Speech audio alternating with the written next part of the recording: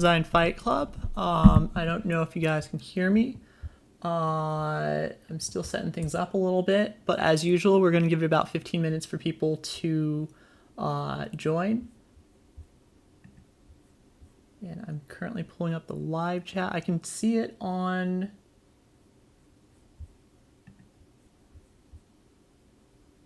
Okay, cool. I got the live chat on YouTube pulled up. I'm going to do the announcement in Discord. Let me know if you guys can hear me, by the way.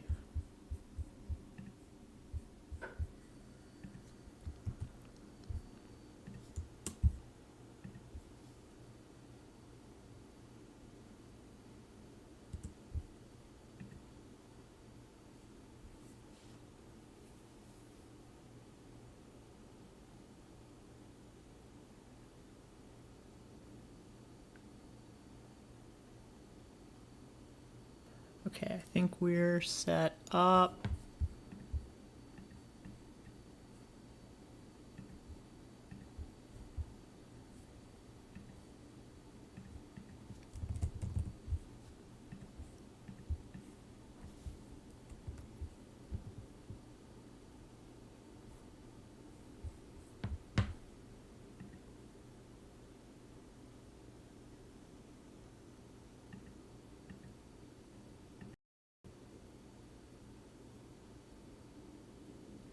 I'm not planning on doing Zoom. So my audio actually, so I have a nice mic. I bought a condenser microphone back in the spring, and I've noticed that all the live streams I did off of Zoom had the audio wasn't that much better.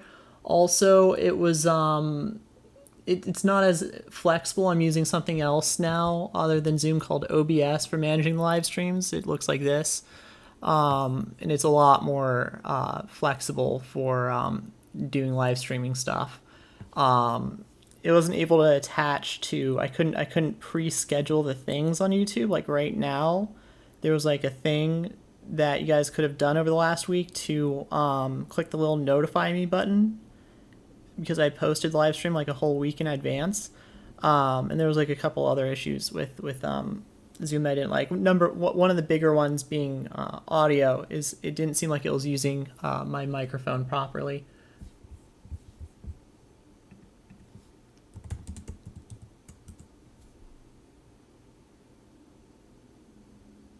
Well, so as usual, we're gonna give it about 15 minutes for people to join. Yeah, I'll see you guys then.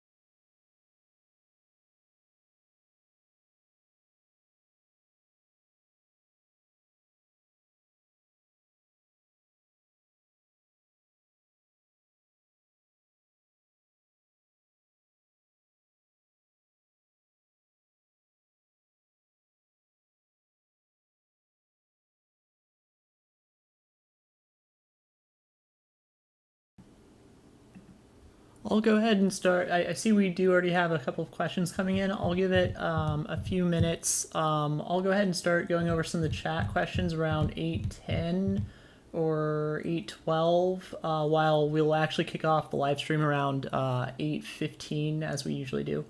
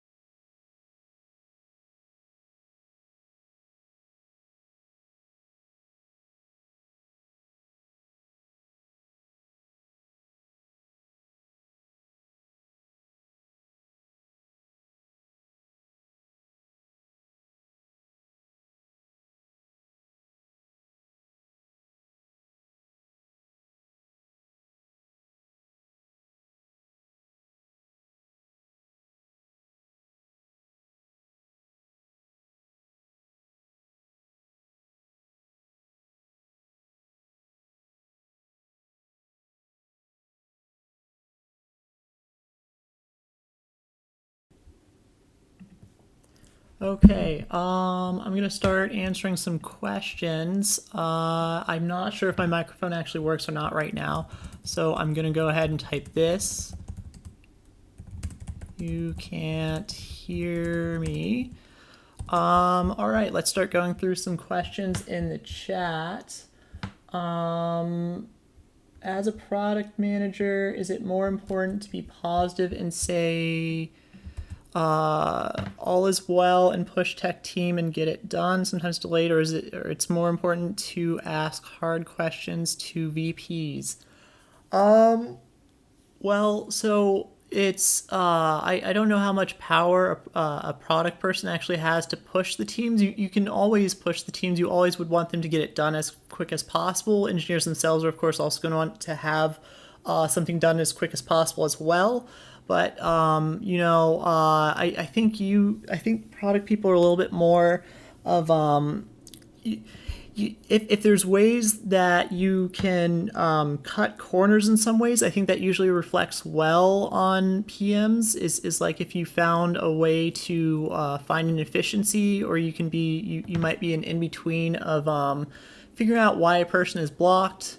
If they're blocked by a different team, you go and interact with that team, and you go ahead and push them. Push them to like, hey, take notice that like you're blocking this other team, and do proper escalations to make sure that it gets resolved.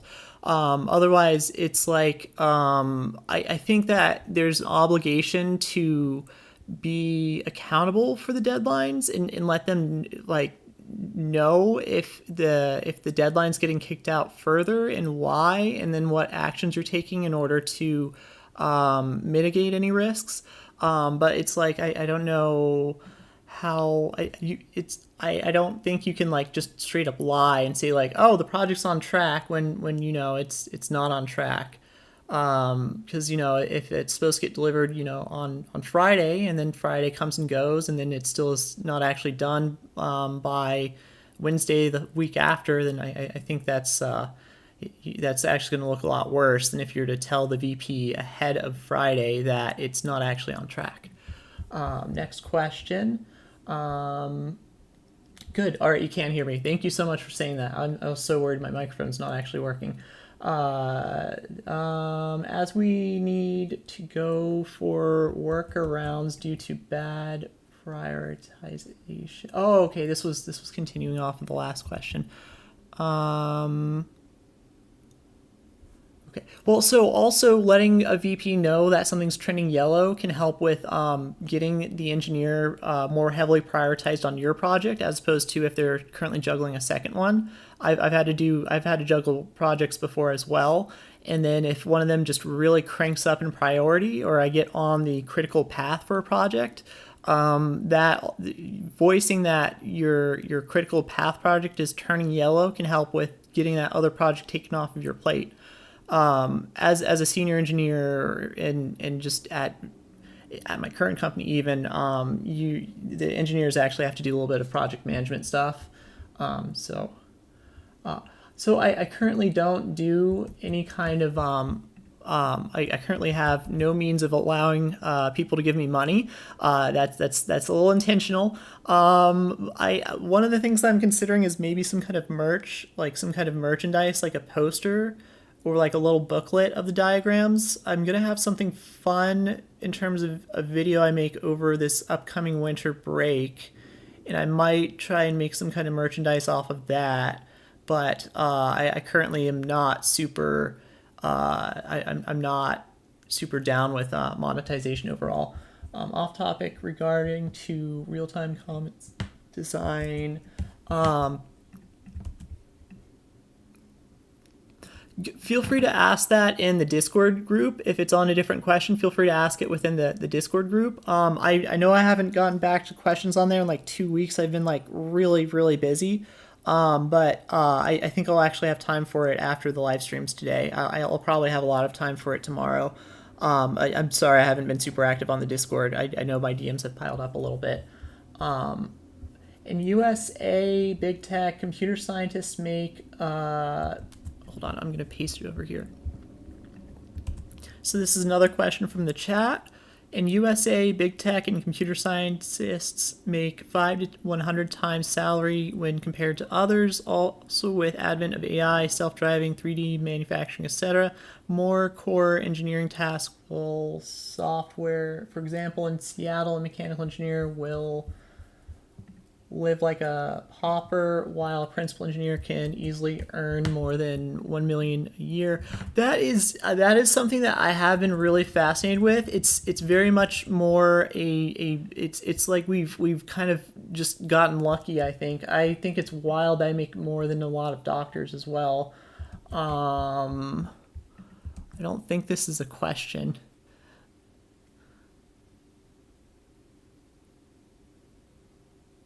Okay, I don't. It's an interesting commentary though. I agree. I think there's a lot of people that work on like nuclear engineering, for example, or on aerospace stuff that don't make as much as me, and it's something that I'm very weirded out about. I don't think it'll.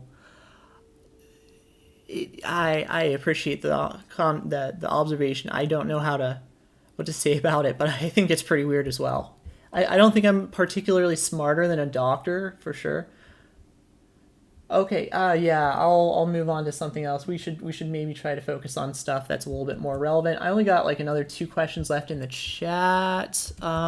First time here. Could you give a bit of background about yourself when you start?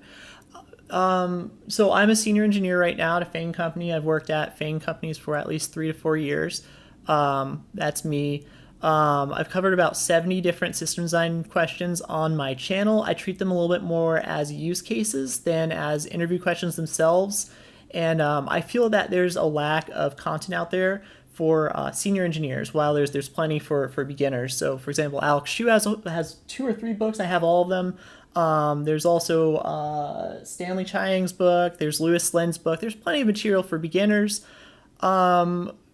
In terms of applied problems for advanced people that are looking to grow to principal engineer or even just senior, I feel that there's actually not that much content for them. There's plenty of concept material such as white papers and academic papers, and there's designing data intensive applications, but there's not for applied problems. I mean, there's company blogs, but like companies get things wrong a lot, and there's not as I feel that there's this missing area for case studies, and that's kind of what I'm going for. Last question before we talk about the problem today. Can we have some back of envelope calculations also for this? That's a great call out. I do want to do those a little bit more in the future. I'll have that for the thing that I'm going to make over the winter. I'm going to recover. I'm going to redo tinyURL in a really, really concise manner and actually do machine count estimates, hopefully even end-to-end latency estimates. And it should be a very concise video. I'm not going to do it live, so I can actually do it really cleaned up. Sorry, I can take a shot at it. I'll take a shot at it. I'll see what I can do. All right, I really want to get started on this. Let's go ahead and kick things off. Yeah, okay, so today we're going to revisit the job scheduler problem that I've done before. I did it about a year ago. Hopefully we can have some much better coverage than my initial coverage. I've already got like a good variety of different options for how to approach this problem, whereas I think I only did like one approach previously. There's a few resources I got over here. There's the Dropbox blog post, which is one alternative. That's kind of what I used as the basis for one of the different approaches that I'm going to do today. You can kind of see what my plan is for the approaches I'm going to do over here. This is actually going to be a little bit trickier. I haven't thought through this piece quite as much. There's at least 2 or 3 different decisions, though, that I'm going to need to break down. The Google SRE book does have something about distributed schedulers themselves, so this isn't just job runners or task runners. It's sometimes this question will actually get asked with a scheduler component. I originally only did this as a job runner, not a scheduler. And so that's kind of like a nuance to this is the scheduler aspect is what I missed in the original job runner problem. Grokking has some, I wasn't actually a fan of how the Google SRE book describes the distributed scheduler approach that they have. They use like this consensus algorithm, and I just don't like it. I think it uses fast Paxos, and it's really hard to roll a consensus algorithm on your own. It's like it's considered like bad practice. It's a little bit like rolling your own crypto. I would not advise anyone to try rolling their own consensus algorithm. And in 99% of the engineering you're going to do, you just leverage something that somebody else had already written. So that's why I don't really like it. It didn't really. They took a little bit of a different approach. I think I am going to talk about how I do it, possibly a little bit. I'm just going to copy the different approaches from my distributed cron video. Grokking did have some coverage for this problem. I'm not a fan of their content overall. I think the newer content might be a bit improved, but I'm sure they still only did one approach. They probably do have machine count estimates in there, but I feel like you do those once or twice, then you kind of get the idea of how to do it. So the requirements are going to be that an engineer can submit a processing job. They can optionally specify the time that they'd like this job to run at, and the output of the job will be written somewhere that the engineer can retrieve it from. And that's actually going to have two different approaches to it as well, depending on whether it's a Spark job kind of thing or if it's a task runner kind of thing. So variations, task runners versus job runners. So that's if it's a short little task that takes less than 30 seconds, like Lambda, versus a worker machine.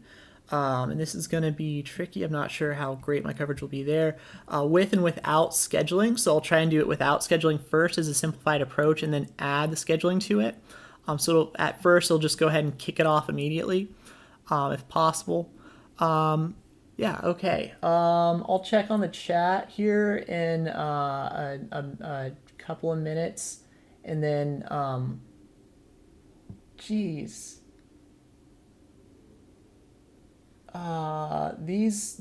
Those questions are a little off topic. I was thinking that the spam comment was a little poor in nature, but that's really a little off from system design.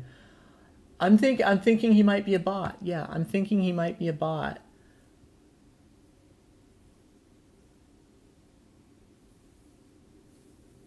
I have never had this before. I'm sorry. I've literally never had this before. Can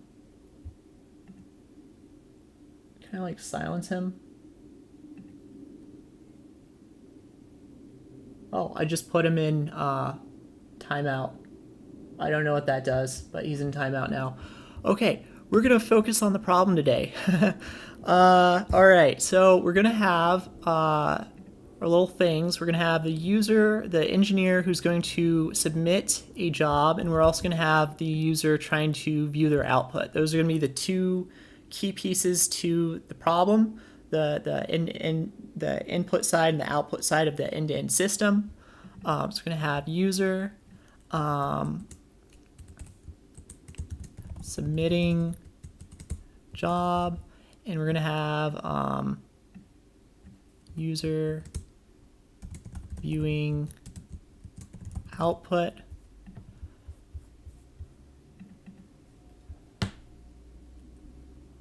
Please post links in the chat. I usually put the link, I usually have the file uploaded in the video description afterwards, and it'll definitely be on my Discord group as well. It'll be up afterwards. I've lagged a lot on the problem from last weekend. I'm sorry about that. I'm usually a little bit quicker to put it up.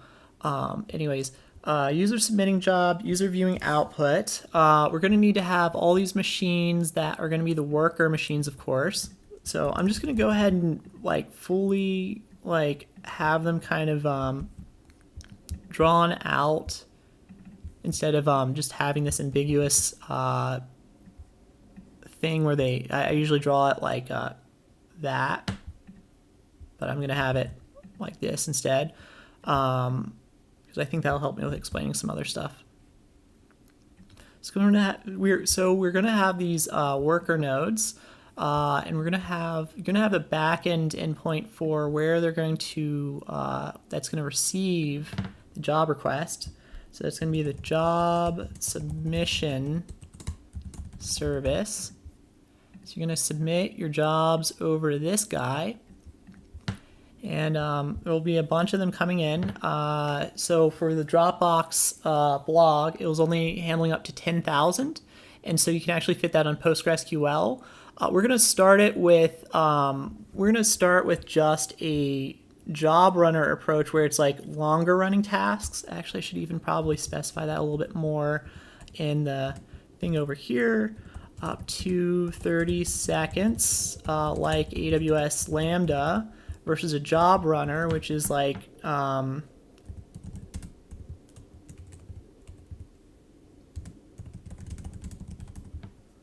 yeah, so that's what I was talking about if it's a short-lived job or if it's like a longer running task.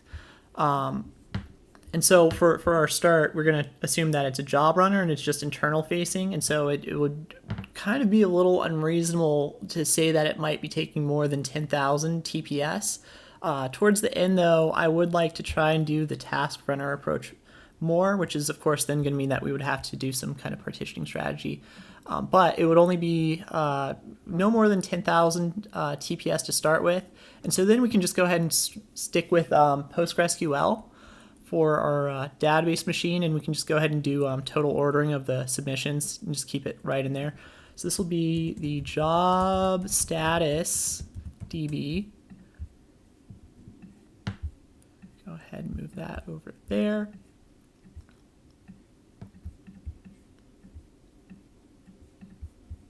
Okay, so you have your job coming in. You're going to go ahead and stick that in the database. You get your 200 status back.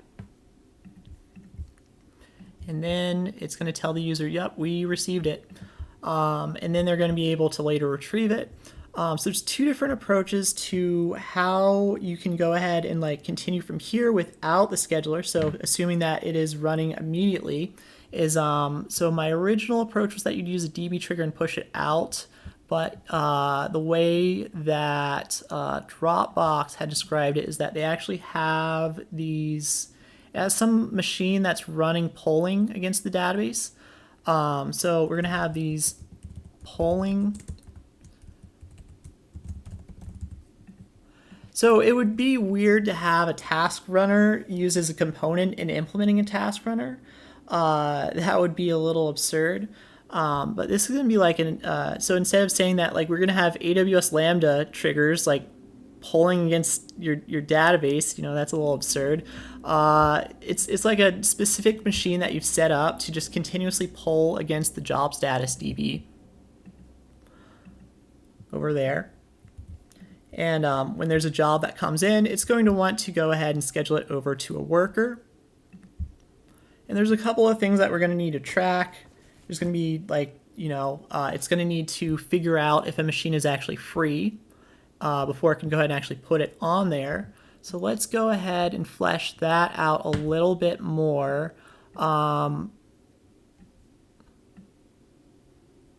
And then we can talk about the other approach other than having this polling machine over here. So it can't just push it right to a worker. It's going to also have to know if there's a machine that's free. So I'm going to go ahead and have a machine status DB. I think these can be the same machine though, because like I said, it should be no more than 10,000 TPS. If it is actually 10,000 TPS on this one directly, then that would mean that this one being hosted on the same machine would maybe push it a little bit over. But to start with, I'm going to assume that this thing is not receiving more than 10,000 TPS. And so it would actually probably be fine to just go ahead and co-host these things on the same machine, just one instance with both of these tables. So this thing's going to want to first figure out if there's a machine that's available, of course. So that's going to be step one. So we're going to find step one is check if there's an actual machine that's available, and if there is, you can proceed to step two and get try to find a thing that you can actually schedule on it, and then you would go ahead and get step three writing to that. This text is probably way too small for you guys.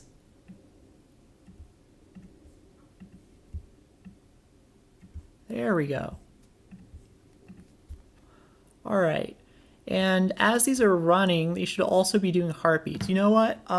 Before I get ahead of myself, okay, there's going to be a couple of things that we're going to have to break this down into a couple of different decisions here. So I want you guys to be able to follow along because I know it would, I can probably get ahead of myself really easily. So there is the polling machine, how you have the job submission handled. There's the job submission component. So I'm going to have another approach coming up here soon on that. We're going to have heartbeats. That's going to be important.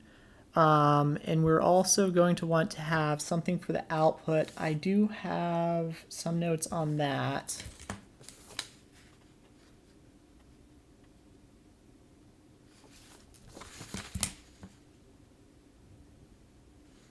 Okay, yeah. And the scheduler, yeah. So we're going to start off with just immediate job running, and then we're going to get to the scheduler. I'm going to do the second approach. So we're going to do a second approach, and then we're going to do second approach. Then I'll do chat questions, and then I'm going to do DB schemas. We got to do the schemas. Yeah. Okay, so let's copy this, and then I'll show you the second approach where we have the, so right now it's doing polling directly against the job status DB. Alternatively, you could have a DB trigger, and the DB trigger could go to Kafka, or I think I originally had a stream on this. I'm looking at the one from like a year ago because I know I used a stream over there. Oh, I didn't like using DB triggers when I originally made this problem. I originally did not like using DB triggers, so I had it right to the data store, and then I wrote the thing in the side. Okay, but you could have just had the broker right after the data store. You know what? I'll go ahead and write all these out for you guys. So the second approach that I wanted to do though was I think you would still have to do the polling against this thing, but if you wanted to shove Kafka in there with a DB trigger, I'm trying to give myself enough space.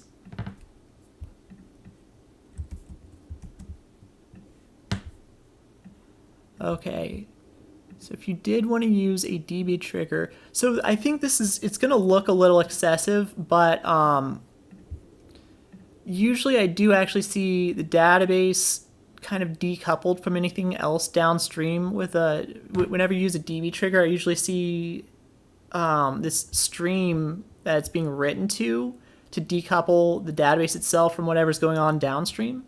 So we would have a DB trigger.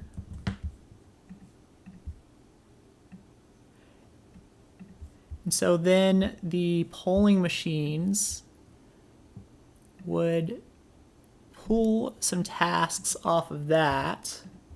So it would first figure out if there's any machines that are available still. If there are, it can go ahead and pull some jobs off of this. I think this might be a viable approach if we start doing the scheduling one, is that we would probably want to have that off in a different table. So this is maybe going to be a little bit more a little bit less nonsensical and overly complicated if we try to do the scheduling component later. Yeah, but right now it just looks like it's an extra thing. Let me label these approaches. So we have approach 1, which is direct polling. We have approach 2, which is decoupling with a broker. And I usually use Kafka, but if you're going to try and keep some kind of ordering, I think RabbitMQ might actually be fine So it could be either Kafka. Kafka would probably be overscaled at what we're going for. Redis pub subs another way you could go. Redis pub subs kind of trendy right now. I think they've maybe just been doing a lot of marketing. Just Redis just does absolutely fucking everything.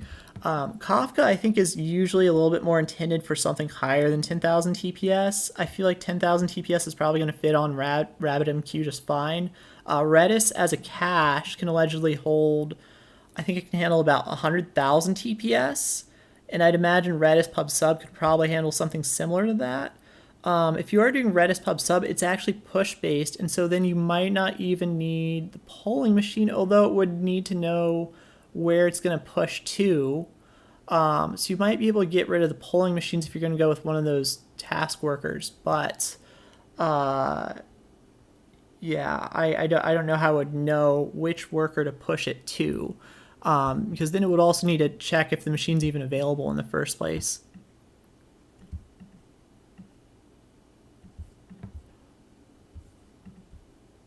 Okay, so that was 2, and I have one more approach, and then I can get to questions in the chat.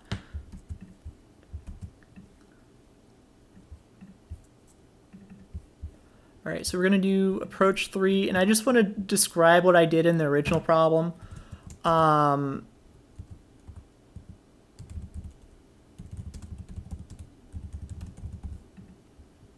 So I had first written it to the job status DB, and I didn't like DB triggers when I originally did this. So I had originally had this thing where I would do that, and then the same service would write directly to there.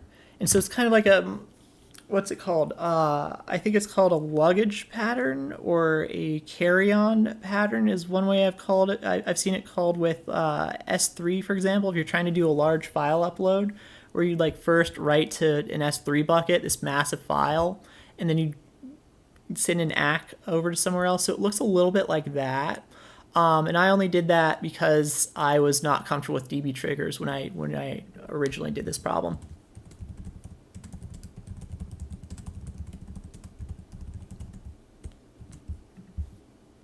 Okay, let's go ahead and look at questions in the chat now. And then we can move on to the DB schemas. That'll be great.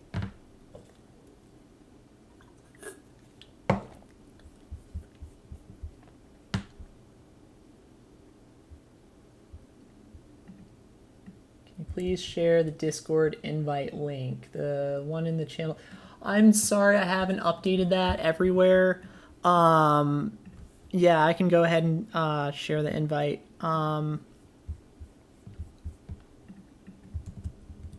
There, I just posted it in the live chat. The Discord link's over there now.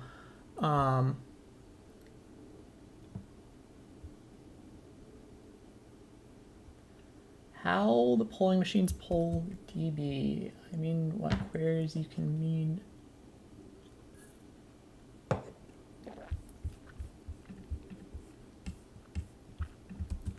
So that'll be the key range query that we would do in the polling. Yeah, I'll get to that, and I'll even get ahead of myself with how it would work with the scheduling too. We'll get to this. This will be the first thing that I do after handling any other questions.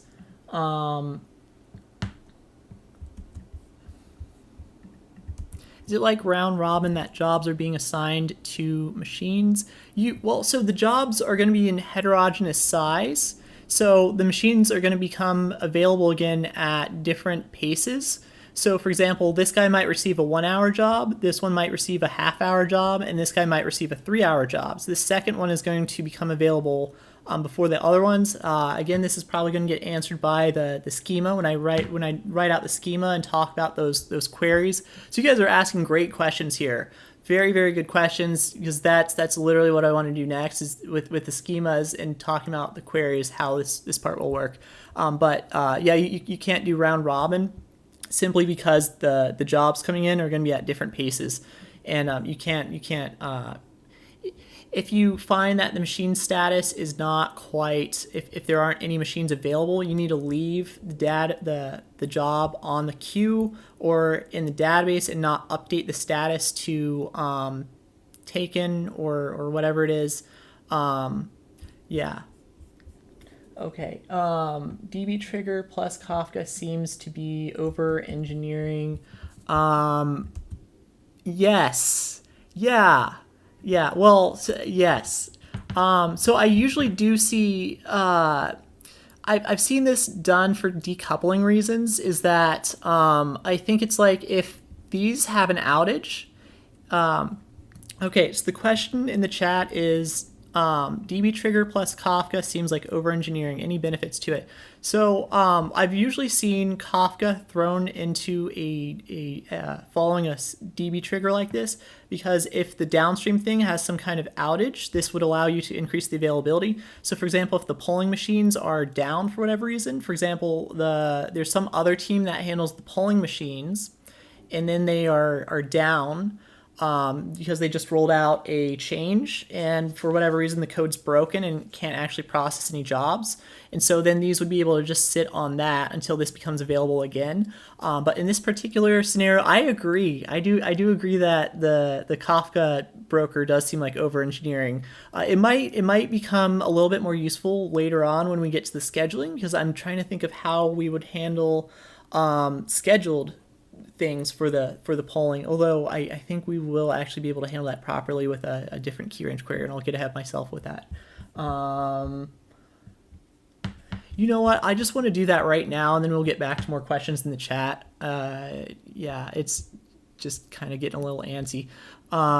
Okay, we're going to first do the schemas for, let's make sure this is large enough. So job status, and we're going to put it along the left, and then we're going to have machine status. Okay.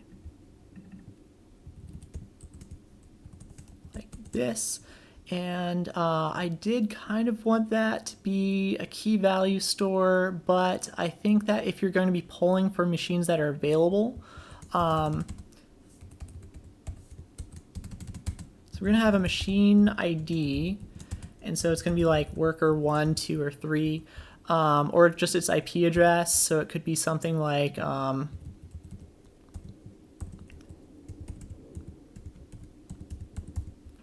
so it could also be like the IP address of the machine to identify it, just some way of figuring out the machine and being able to look it up over the network, locate it. It could even be, they might even have some kind of naming, DNS naming convention to it.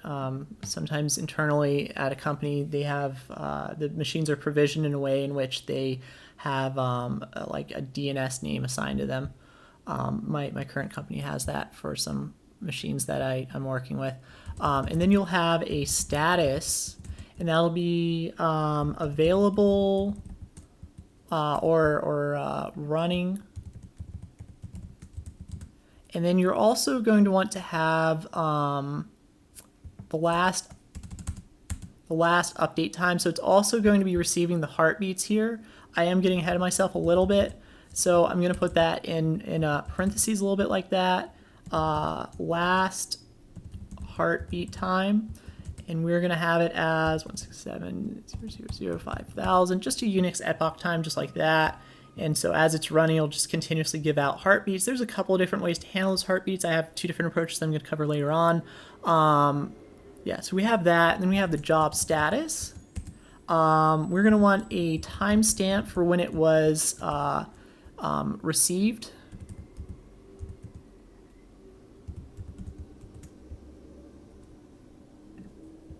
And we'll do 167.0.0.0.4000. I think we would probably want to know who sent it. So user that submitted it, we'll say that it's me. And then you might need to have a reference to the code it's going to run, or maybe a script. So it's going to have what it does here. So it could just be a link to a text file somewhere that you've posted to like an S3 bucket. So it would be job script, and it could either be the whole file inlined directly within PostgreSQL. Like I said, the records can be up to, I think, 2 megabytes in size. Otherwise, you're going to have some kind of s3.aws, what is it, us east, not eat, aws.com/bucket name/script location is another way to do it. So you pre-upload it before you even talk to this. I can draw that, I guess.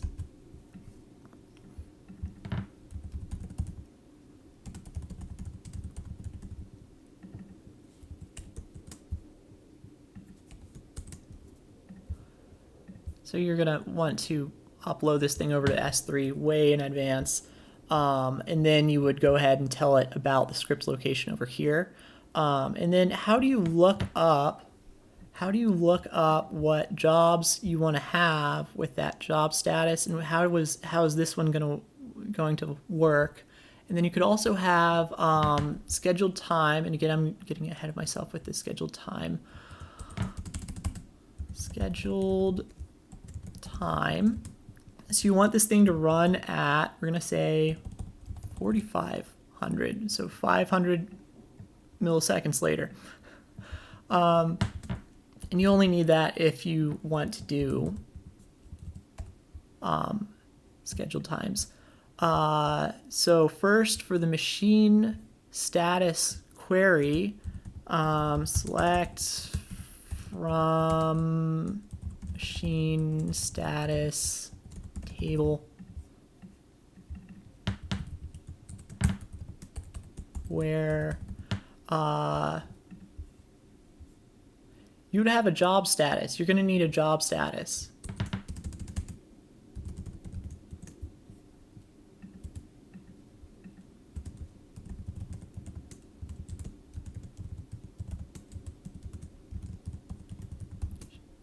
You would also probably want to have a failed. Ooh, that if a worker dies, rescheduling it, that would be a fun scenario that we should make sure that we cover. So we do where, we're gonna have cur time. So where current time, I'm gonna do time.now. I don't think that's in SQL, but we're gonna use that, and it's, oh, we could do something like this, where we have it like how you would kind of write it within a Python string. So we could have it written like this, and then we're gonna have time.now is greater than, no, this is the machine query, not the, I'm gonna need that for a different part, but this one's not gonna have that. We're gonna have status equals available. Yeah, and then you take the first one, available, and then you're going to need to do the query to the job status table, where time.now is greater than, you have to be past the scheduled time.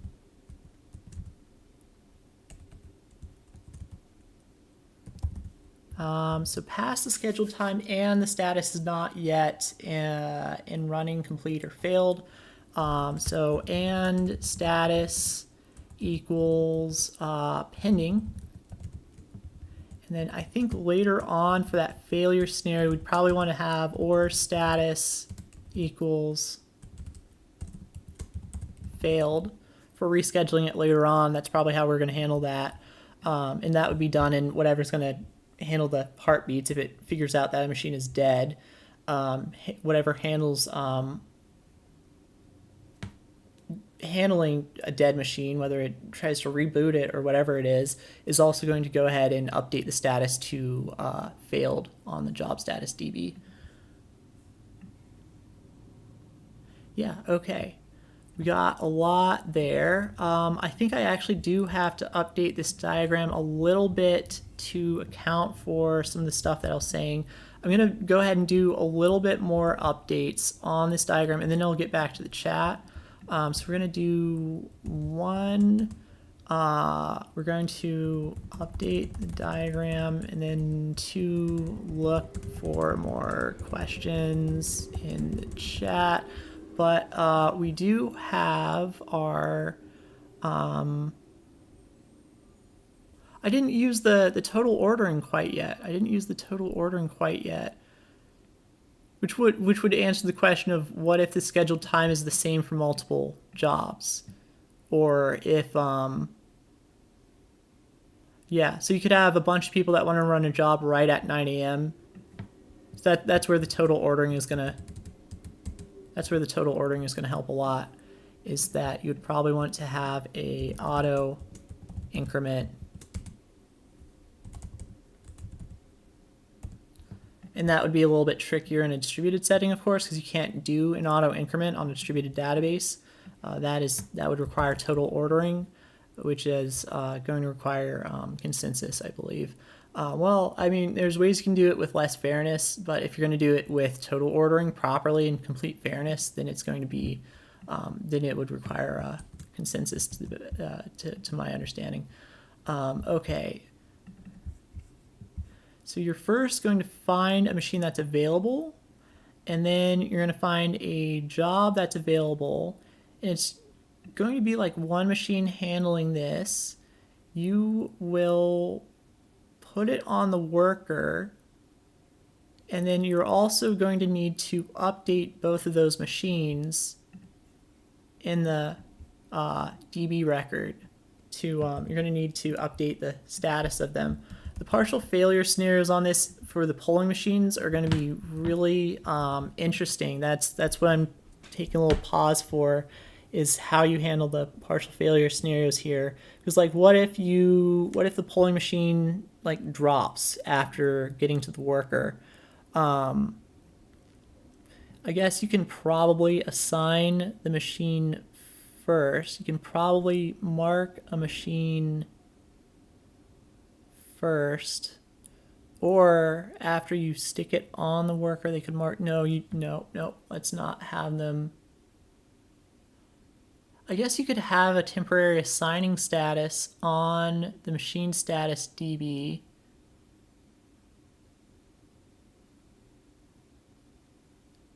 And so if these are on the same machine, the transaction is a lot easier to handle. You can update both of these at the same time after putting it on the worker. When you call the worker, it's going to be like the worker is going to be able to give, the worker can give a response. The worker will be able to tell you whether or not it actually has something on it.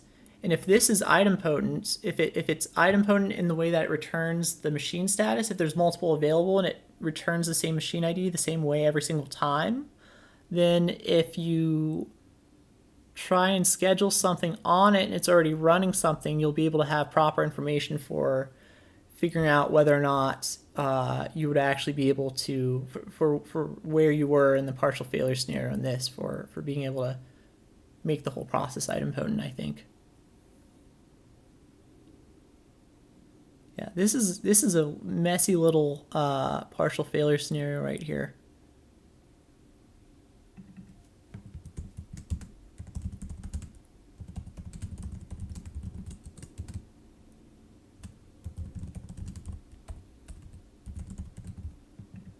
Huh.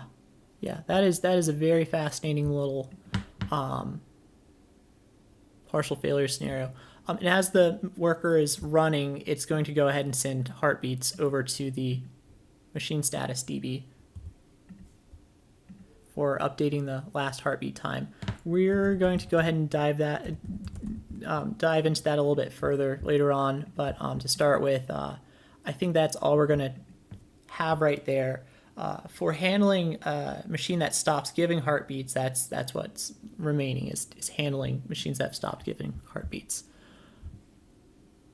I think that's enough information on diving into that a little bit further. I can get to questions in the chat now. Sorry if you're leaving you guys hanging so long on that. Okay.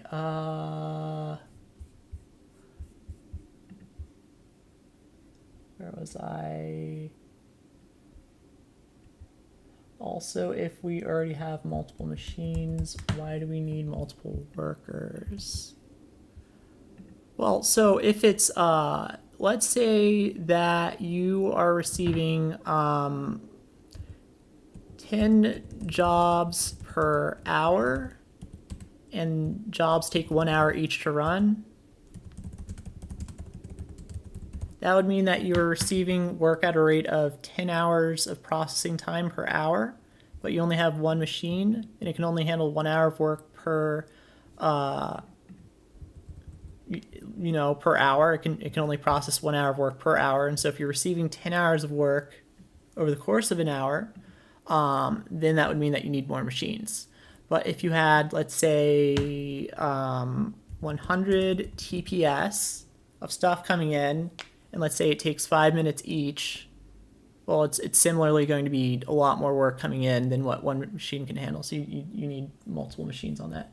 How to handle if there are too many jobs submitted to the DB.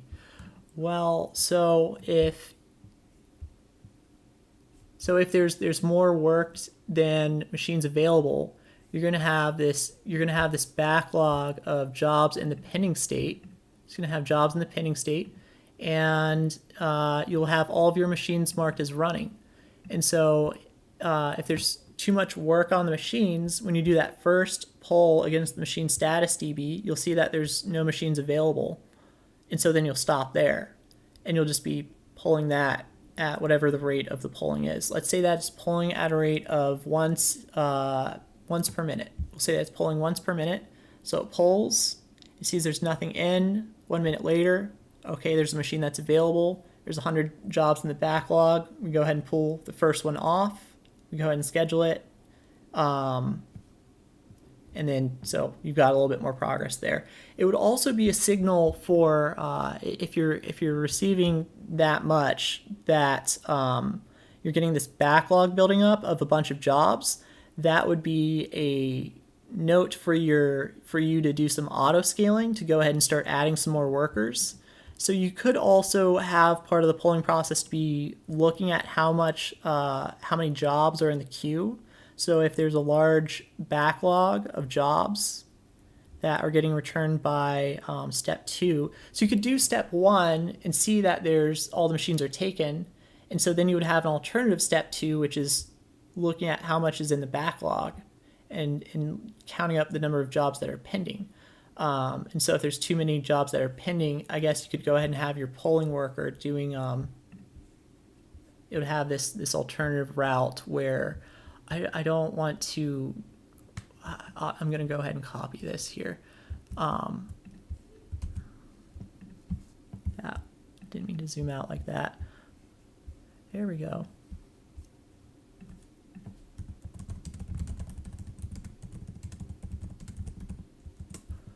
Okay, we'll take this extra large.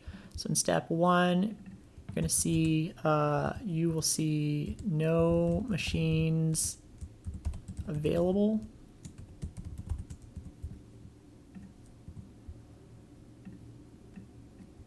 And then 2, instead, what you're going to do is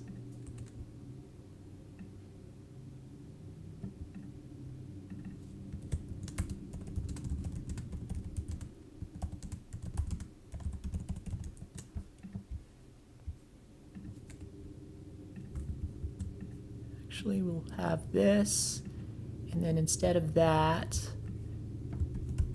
you can try and provision more workers.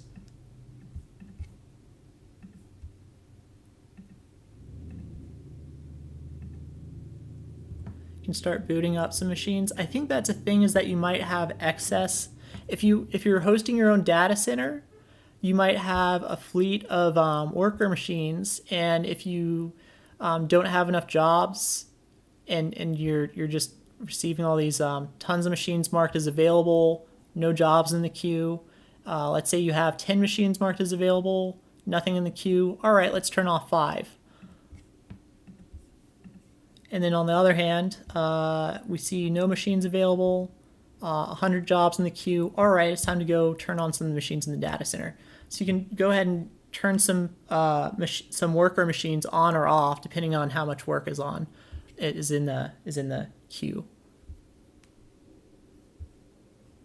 So the polling can also handle auto scaling for you.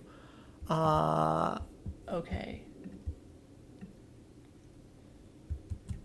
Why Kafka? Because you simply run select query via polling machine, and schedule time can be very far in future. Still think Kafka. Yeah, I mean it does seem pretty. It's an alternative approach. It's just like a thing I was kind of throwing out there.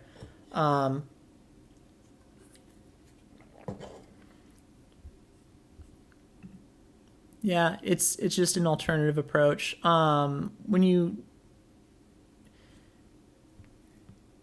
It's so like I said, the queue can help with decoupling from downstream outages.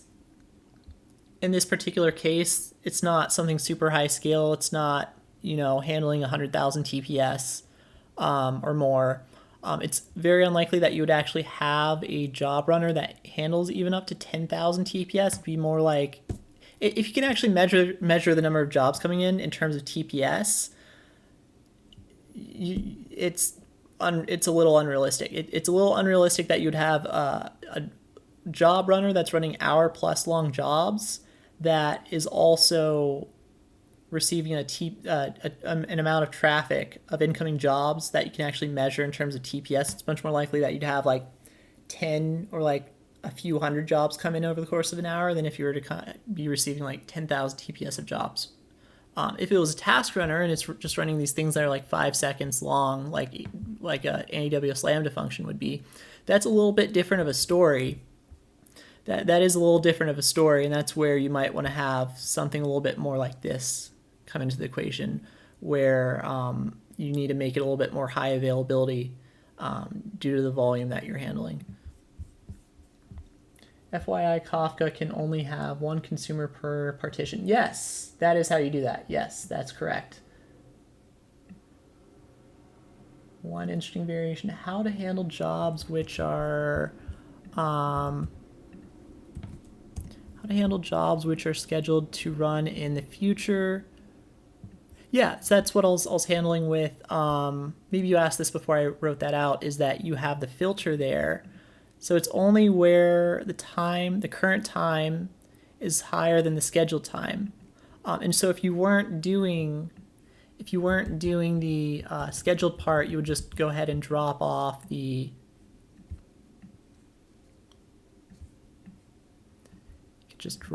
this where clause right there, and you would just instead have exclusively the status check. You would do a order by of the auto increment, and so then you would be able to retrieve the jobs that are pending in a more idempotent manner. And of course there was the failed job handling. Okay, it's called outbox pattern. That I've seen that before with God, I know somebody brought that up before. Yeah, you're right. It's probably the outbox pattern for I think that's a thing for like idempotent delivery of messages where it's not actually idempotent delivery. You can't have exactly once delivery, but there's a trick for turning message delivery into an idempotent thing, and the outbox pattern is the name for how you can handle that. Thanks for bringing that up. I think the DB poll query, here's this. Poll query should be to fetch jobs need to be scheduled in next few seconds. It's either that or the ones that have finally entered a period in which they are now able to run. they're now past their scheduled time. So once the current time is past the scheduled time, so there's scheduled time, and then there was also the received timestamp. The received timestamp is just when it enters the queue. So it was received timestamp is an alternative to the auto increment for ordering. So this one would be, if you order by this, it's first come, first served, while scheduled time is don't run it prior to XYZ time. And of course, this is also going to have a, it's if you know you have 100,000 jobs scheduled for 9 a.m. on the dot, and you only have 10 machines, and all those jobs are going to take an hour long, that means that you're not going to get your job running right at 9 a.m. on the dot.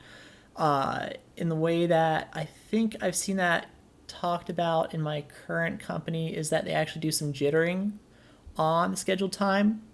They'll add some kind of jittering to it, so then you won't actually get everything right at 9 a.m. on the dot. And then it also doesn't give a, I think it's jittering past the start time, because sometimes it's a strict do not do this until XYZ time. You can have it run after, but not before, is I think how this would most commonly be specified, is that you just don't want it to run before the given time, but you can jitter later. And so that's what my company does, is they do jittering on that.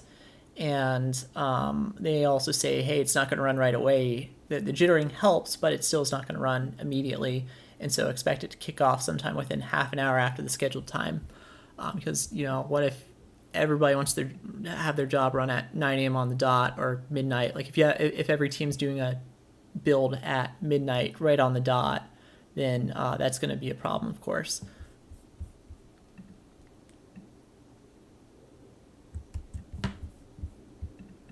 I think approach 3 much more makes sense to use Kafka. We are reading from both.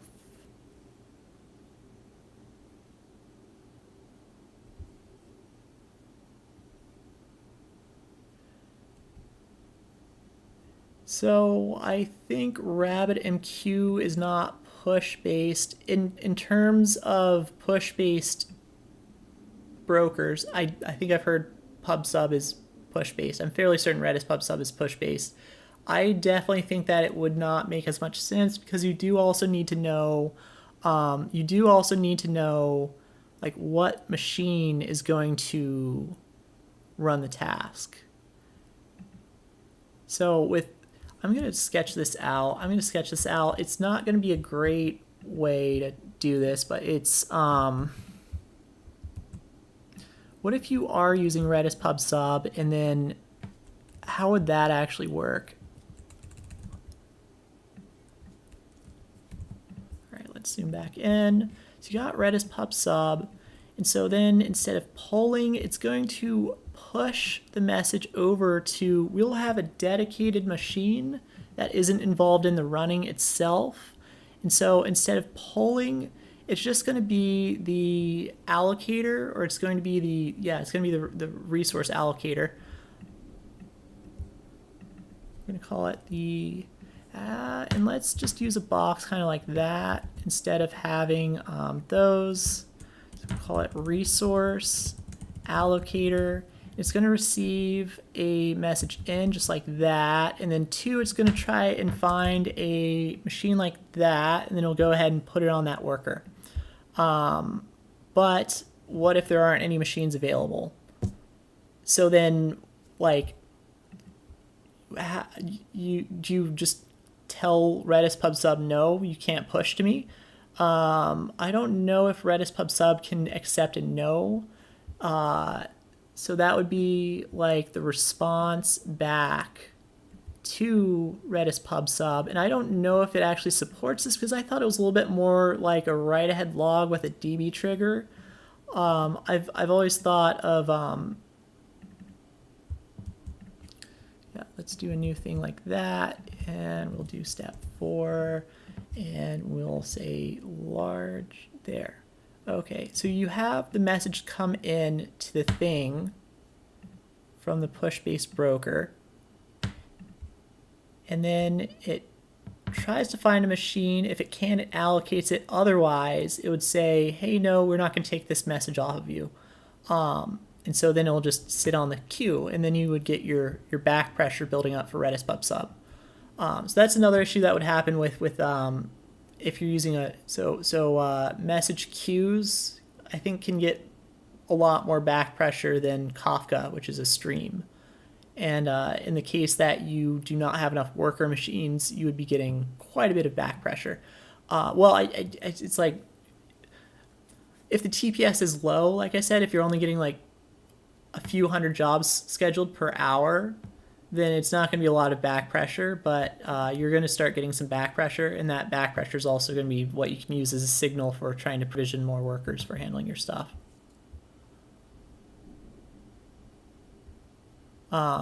I just wanted to talk through how you do that with a push-based broker, though.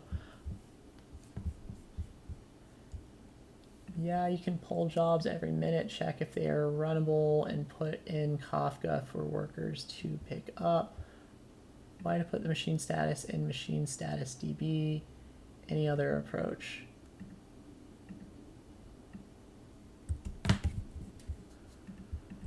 Okay.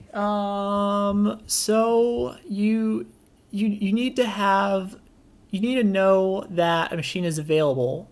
You need to be able to know the machine status, and it's like if you have the polling machine querying all the workers directly, if you don't have the machine status DB, where are the heartbeats going to go? So you could have the heartbeats going to this thing directly, and then it would just have the status held in memory with like a sidecar deployed Redis instance, I guess. So I guess another way you could kind of do that is if you have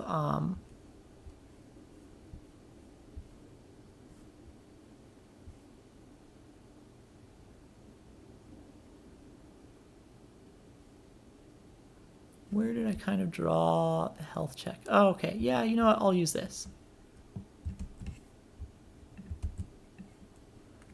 Okay.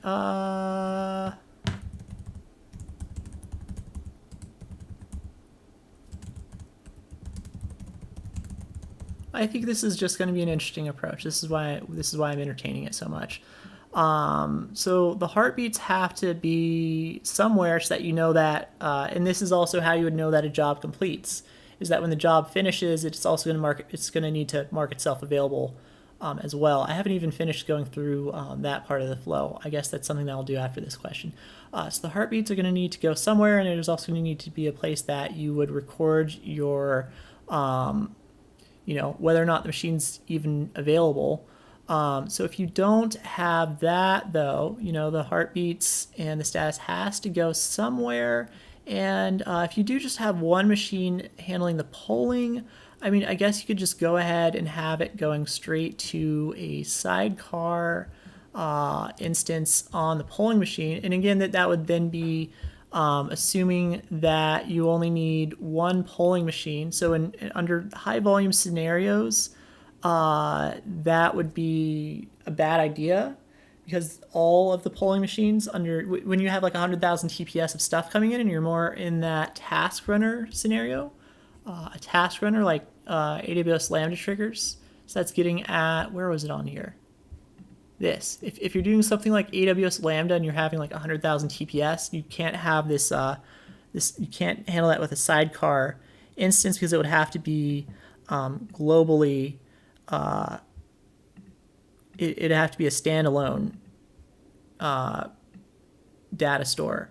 You can't have it sidecar, because then the machines wouldn't be able to share their they wouldn't be able to share their information with each other. You would need a standalone data store for handling the heartbeats. But this is the way that you would handle it with a sidecar status DB with this, if there's just one polling machine.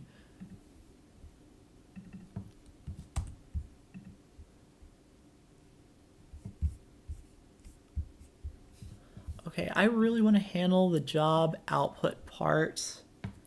How to handle that job output. So we've handled the two different ways of doing the polling, but now I want to handle the next part of the flow, which is the output of the job itself. So we're going to go ahead and work from here.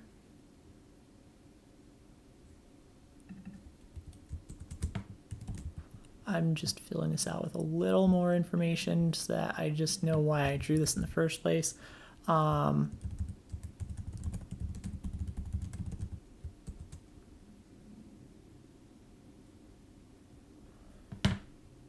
More details added for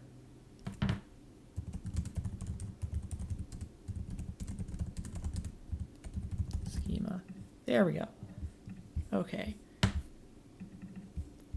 Now I want to handle the job completion part of the flow. So you have the heartbeats, and you're going to have this worker. And then let's say it finishes doing whatever it is that it needs to do. It's going to have some kind of stuff that it would output. So I think you would want to, I guess we can go ahead and omit this information for now. It would be the output object store. So if it's a larger file, when it's done, it would want to first output that larger file over to the output object store, and then it would want to mark itself back available.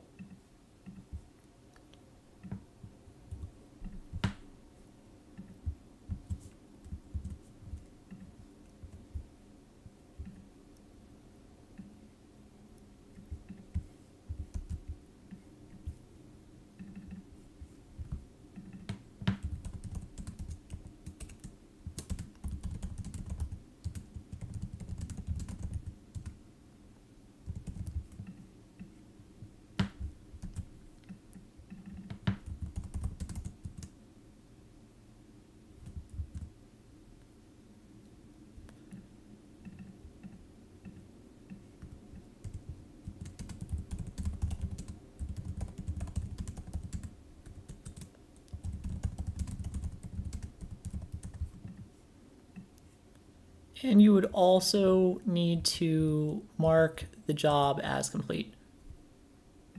Actually, yeah, we're going to write it like that.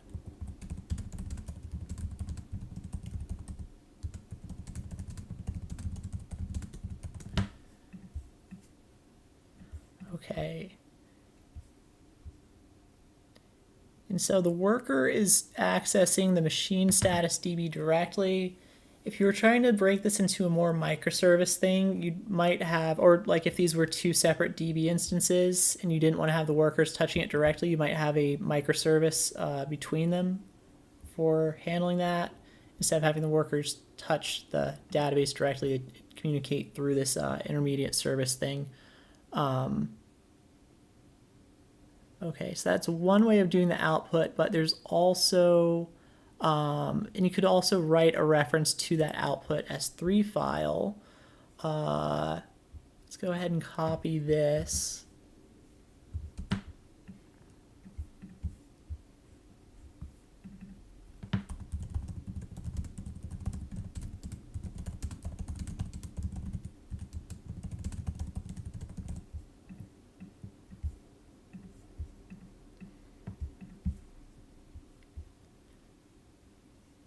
Yeah, so you mark yourself available, that's part of it, and then you also have this thing moved to complete, and then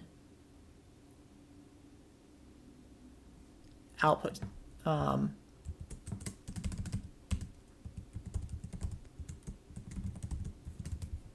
could also have something like this.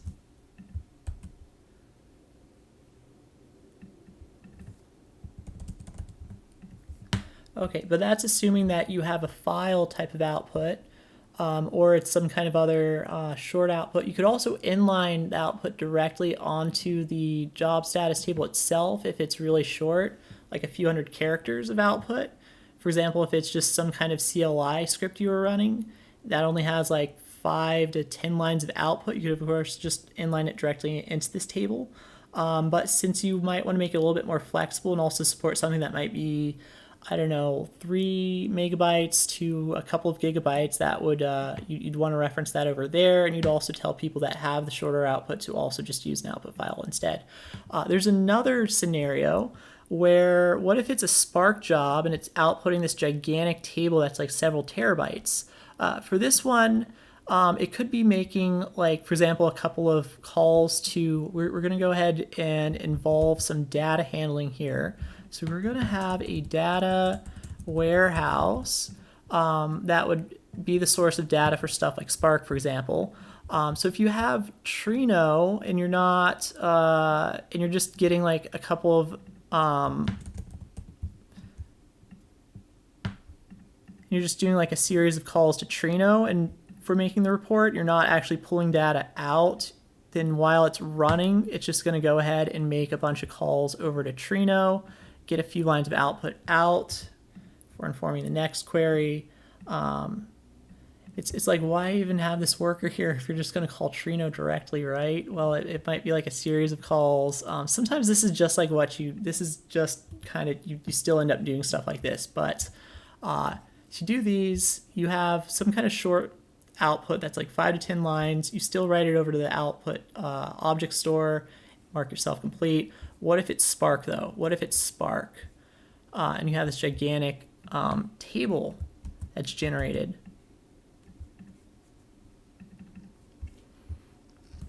So if it's Spark, it's not going to run on the data warehouse itself. It's going to run over on the worker machine. There would be machines involved, actually.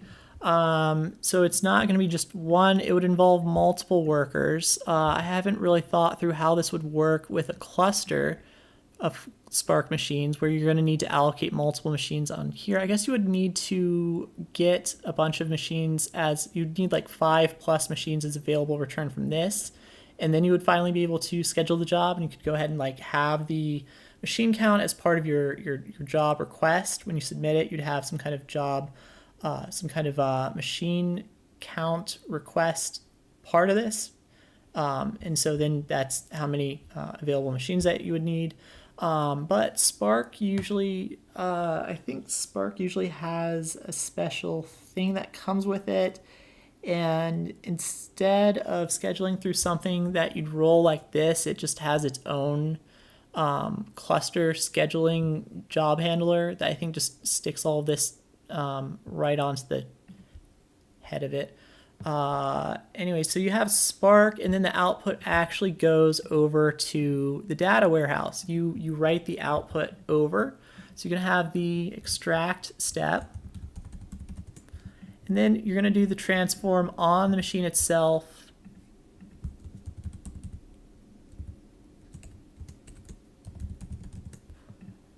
So that will be directly on the machine. And then you have load the output. You're going to write the output.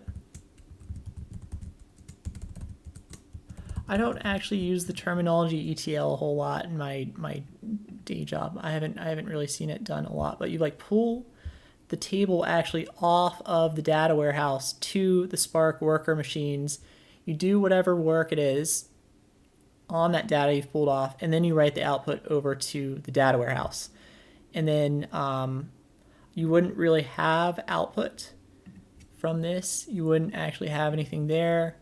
You could say that it has no output, and so then it would not actually really need a file, and you would still go ahead and update this. It'd be empty. It would mark it as complete. And the engineer would just be watching for that machine status to hit complete. They wouldn't actually need the output, any information about the output directly from the machine status DB or the job status DB. They're not looking for any output other than complete.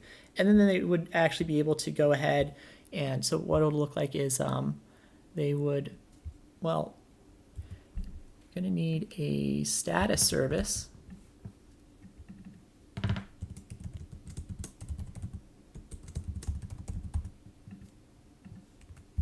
So there's an engineer that wants to view the output.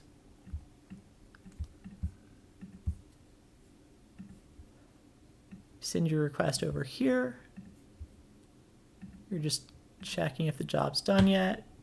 Just refreshing a page or whatever. And then you see complete.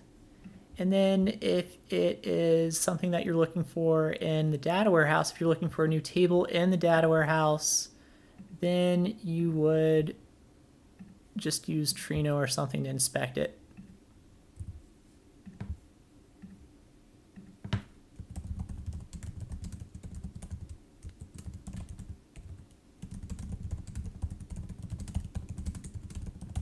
And you would know where it's going to go. You would specify the output table name beforehand before even submitting the job, and then when it's complete, you go ahead and check it directly with something like Trino. And I can go ahead and have that marked as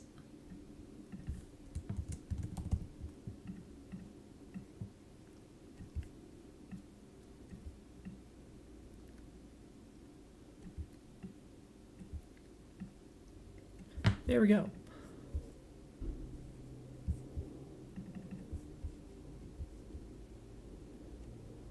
So these are like two different approaches for handling job output.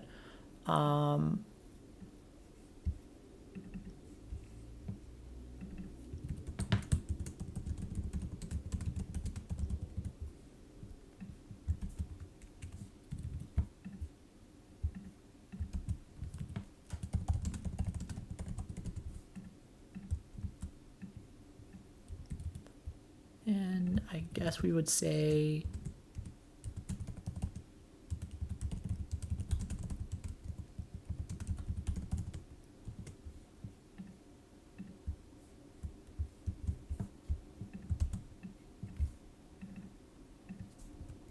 I'll check the chat for any questions after this.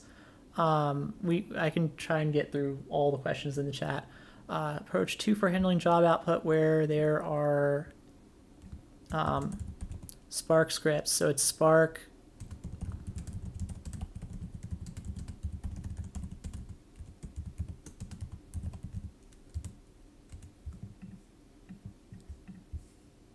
there we go.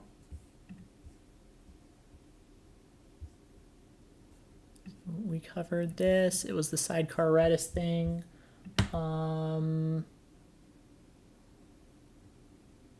Does machine status equal worker status? Can worker run more than one job simultaneously? Well, so from my design, I was going to say yes. If the worker is able to run more than one job, I would say no. You would maybe even want to have several workers possibly allocatable to a job, if anything. But if you were able to support that, I would maybe have them work kind of like Kubernetes pods.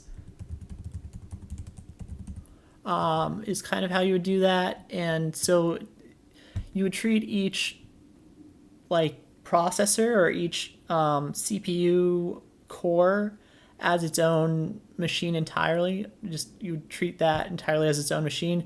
I guess you would be able to centralize the health check calls. The heartbeats would be centralized in that case. But otherwise, you could go ahead and treat each core or processor as or CPU as its own machine entirely, and then just centralize those heartbeats.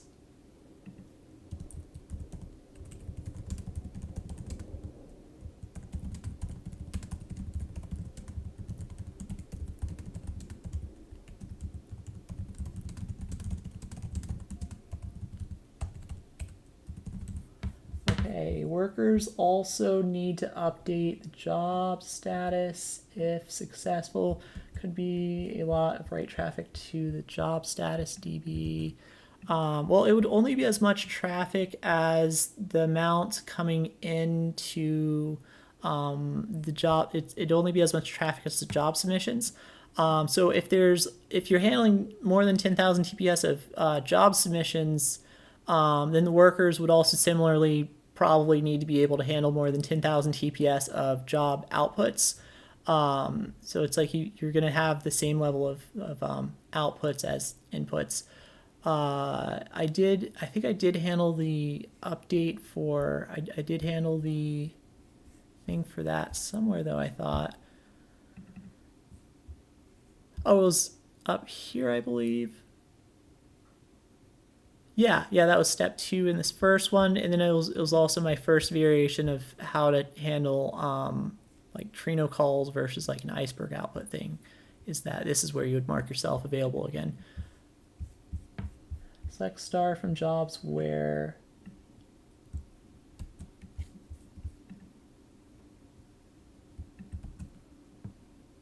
machine ID is null and scheduled time is greater than now plus 5.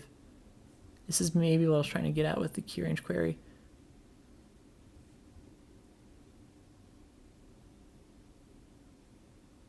Right, you're probably also even going to want to record the machine ID for when it's running. So if it's in a running state, you would maybe even want to record the machine ID, and that might help with handling the failed job states. Is that you would notice that during the poll to the machine status, you would see that one doesn't have a heartbeat within however much time. So if it's heartbeats once per minute, you would maybe wait 5 minutes.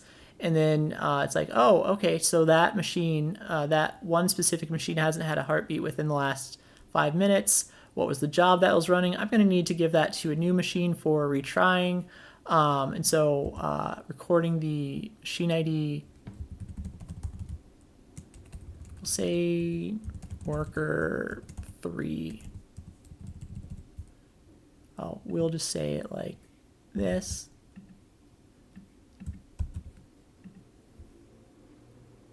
Yeah, so that'll help with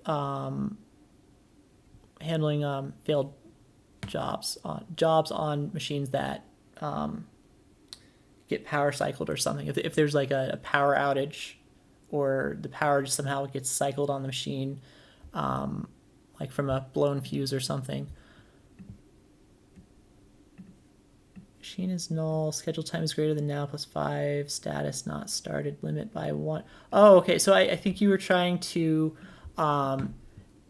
do a full thing. So I see the limit by 1 for making it like idempotent.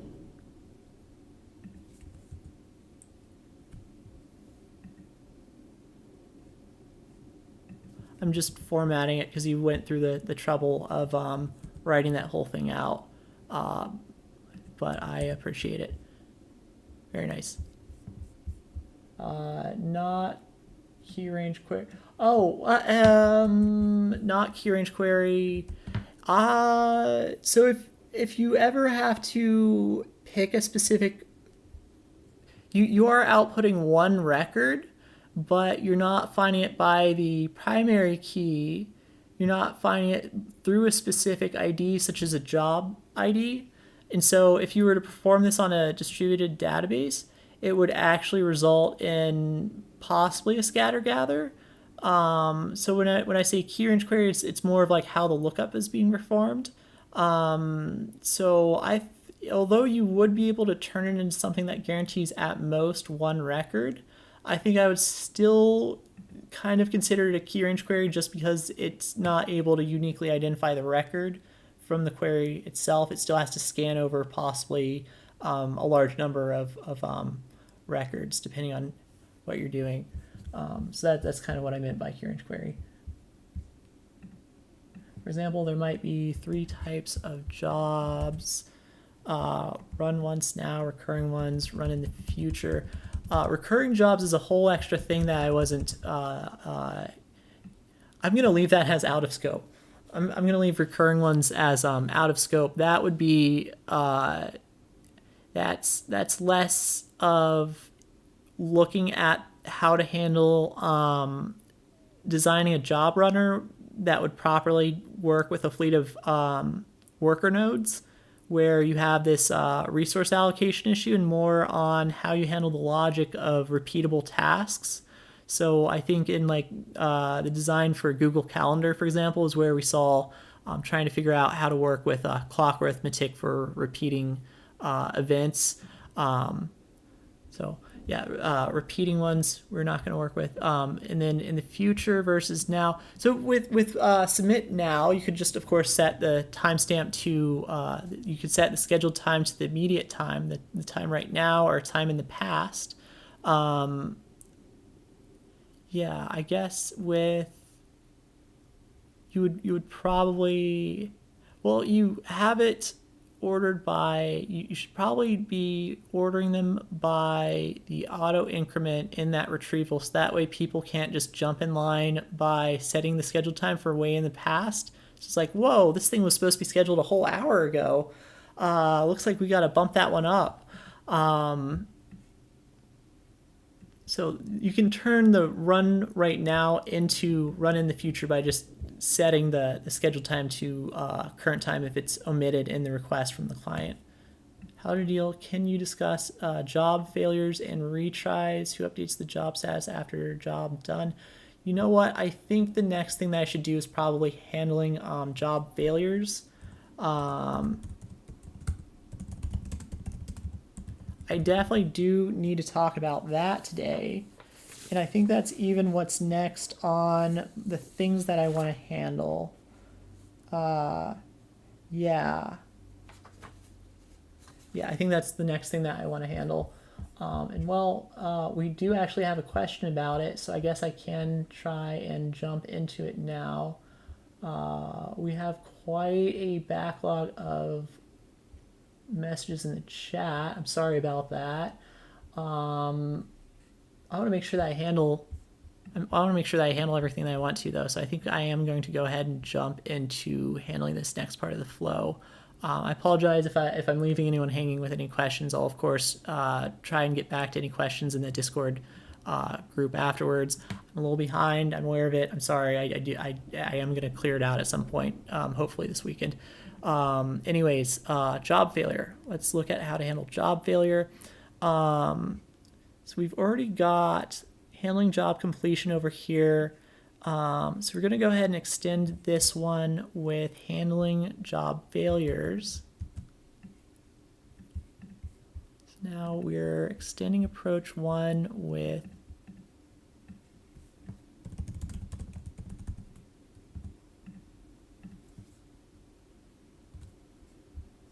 so we have this worker. We can go ahead and omit whatever it's communicating with. That'll depend on what it is.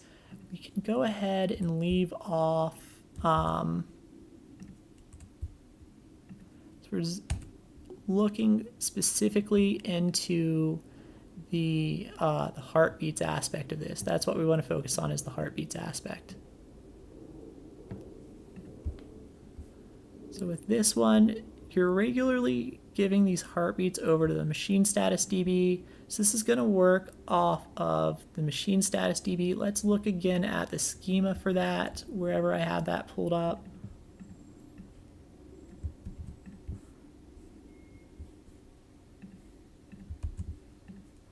Okay, so in the polling, you would figure it out by figuring out, you'd determine if it's dead by whether it has not submitted a heartbeat in a while. So I guess as part of its polling that it would do every minute, so it should kind of be polling for two things. Is there any dead machines? And two, are there available machines that I can try and schedule a task?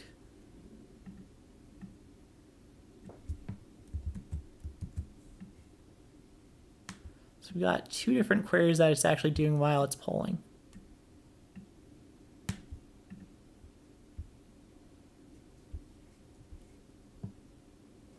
Okay, what was the key range query that we used for the machine status table?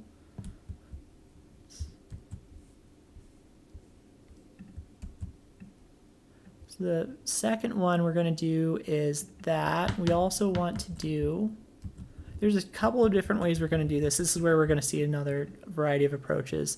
So where last heartbeat is less happened further than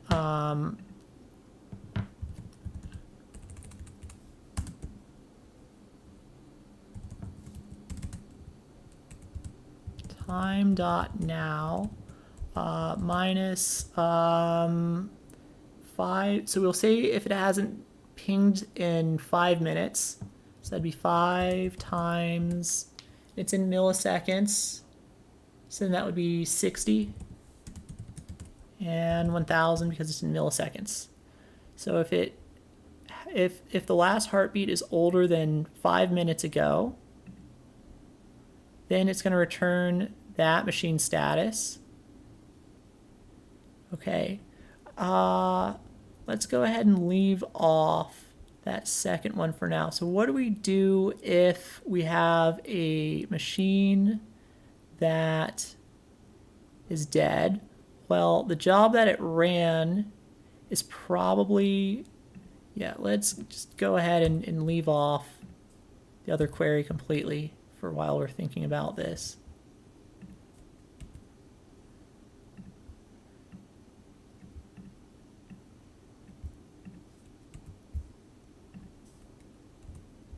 So we're sitting in the heartbeats. We're going to want to see, hey, is there a machine that hasn't had an update in 5 minutes?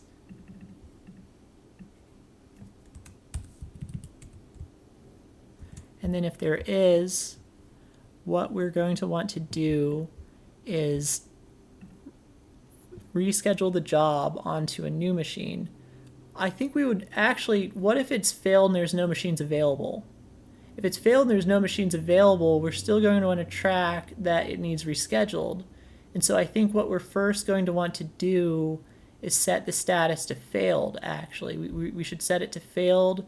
You could try and do something fancy and just inline schedule it, just reschedule it immediately, just right away, reserve a machine and reschedule it. But I think it would be a better idea to go ahead and mark the job as failed first.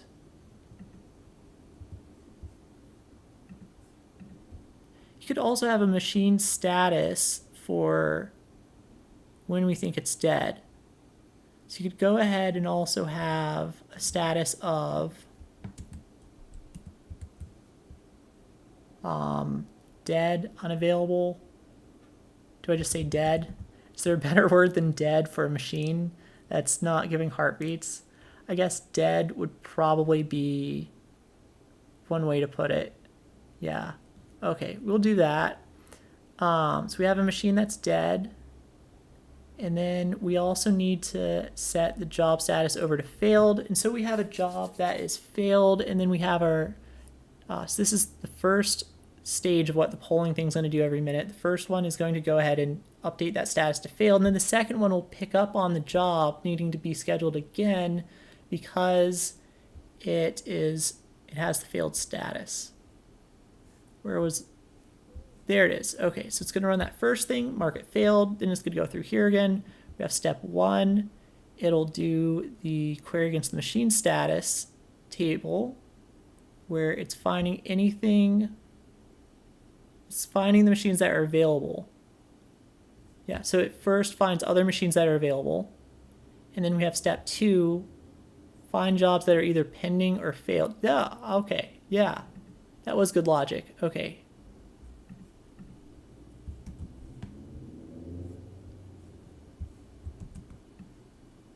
So this was good logic for the second pass through it. But for the first pass, we want step 1, find any dead machines.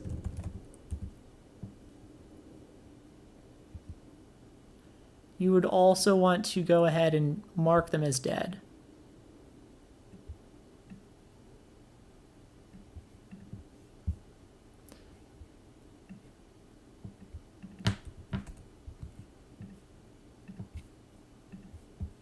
So then if it is dead, go ahead and mark it as dead.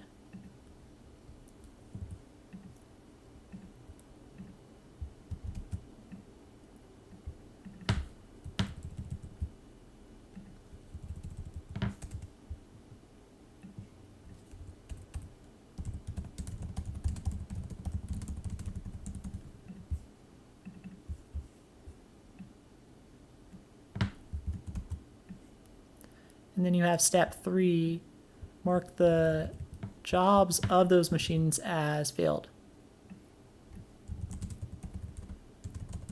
because there's a field on the job status DB for the machine ID that we're tracking.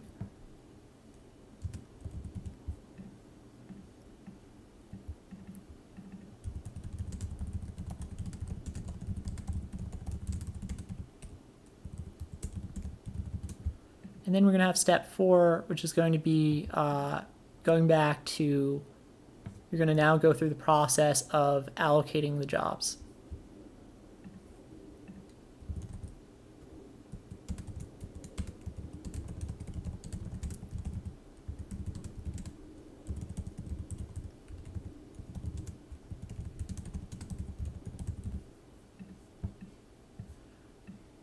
Which is going to lead over to this query that we've already gone over.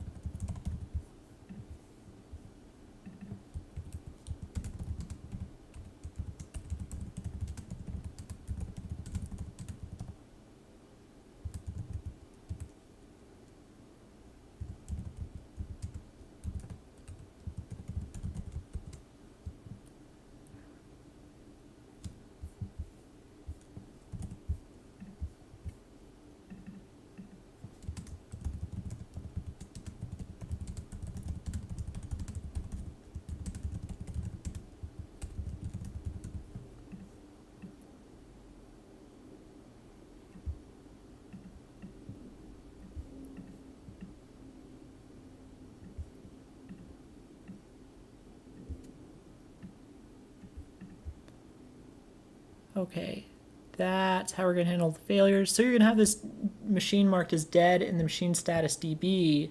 I think somebody's going to need to investigate that manually for trying to reboot the machine, or you can try and do that in some automated way of trying to power cycle it, but it's like, well, that machine's not there anymore.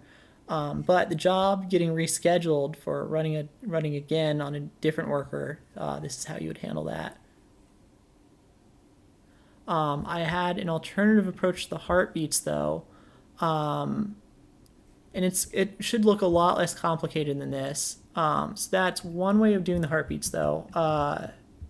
There's a second way of doing the heartbeats where you could have a health check endpoint on. So with the way the heartbeats are working over there, the workers are pushing them over to the machine status DB, but alternatively, you could have the machine status DB polling the workers. So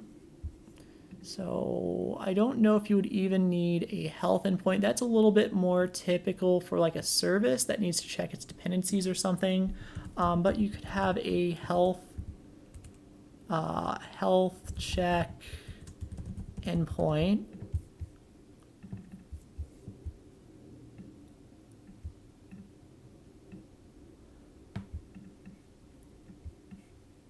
On each of the workers, and then instead of having this one push it, you would need a different polling machine.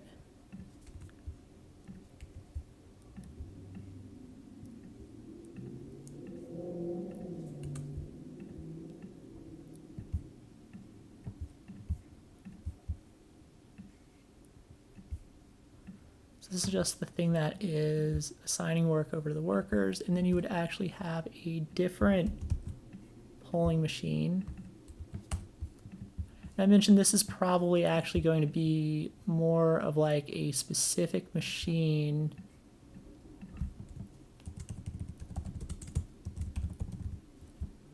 than a fleet of them.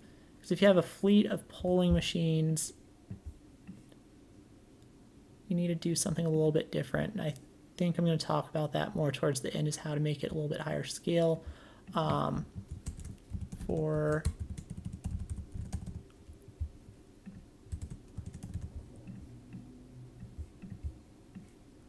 I'll have a different one.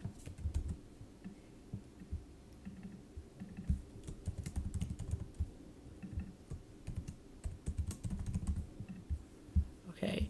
So So you have this work getting allocated over to the worker. The worker has a health check endpoint. This thing, you're going to have this other machine that's just polling all the workers and then writing that output over to the machine status DB. So all the machines are going to have a health check endpoint though.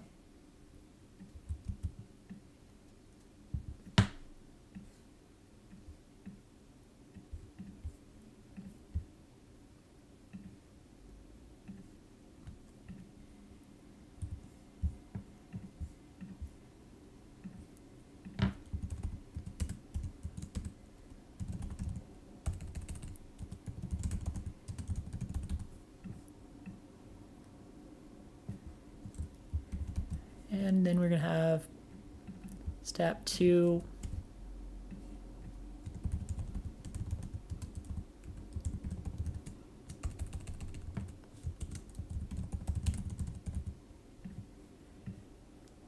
So that's the second approach, is that you're doing a pull. You're pulling the status from the workers. The first one is you have the workers push their status for the heartbeats. The second one is that you pull the status by polling the workers. The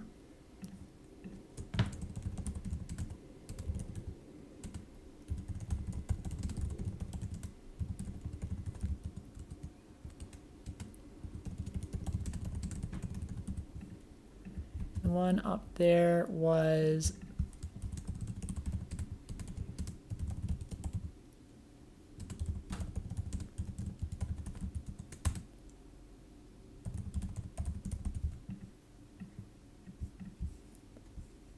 okay, and then for when it is found to be dead and not giving a response, you would mark it as failed, you'd mark the machine as dead, and again, you would pick up on it in the same way that we went through for approach 1 for handling the machine failures.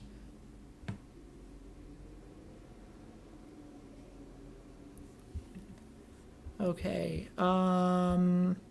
I think that handled that question in the chat. That is actually something that I specifically wanted to do, though, by the way. I didn't go on that.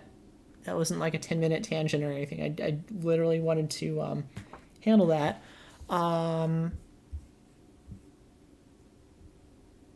Is this everything that I wanted to do for handling the health checks? Oh, there's the Redis time to live expiry trick. This was something that somebody had actually posted in the Discord channel a while ago.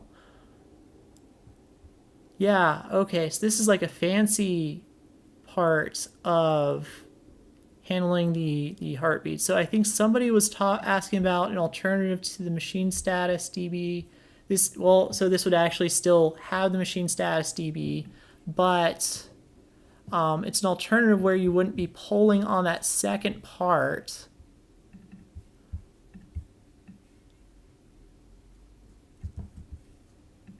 So for approach 3 of handling the heartbeats, we don't need this drawn here right now. And we're going to get rid of this. And we're going to get rid of that. Well, no, that's the key range query from. No, I don't know if we don't need that key range query anymore. Okay, that's cool. Yeah, we don't need that anymore.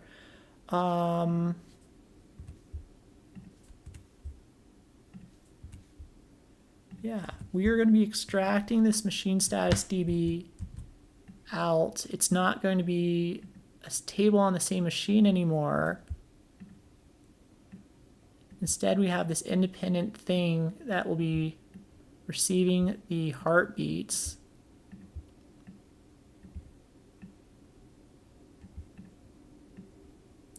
So we still have this thing that is going to be sending work over to the machines.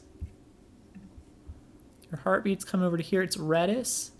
It'll have the same schema, although I guess you would go ahead and have a key value pattern where it's so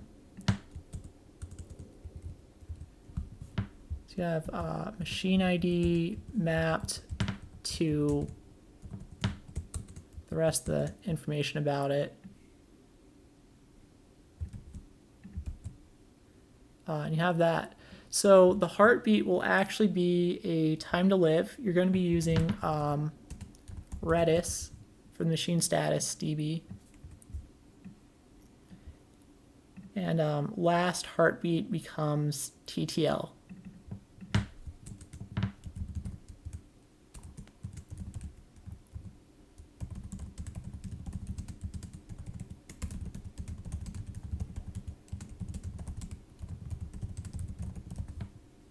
And so the last heartbeat is now TTL. Is that plus 5 minutes? So you would have 5 times 60 seconds and 1,000 milliseconds because it's going to be in Unix epoch time. Yeah, well, so that's the time to live. Current time plus 5 minutes.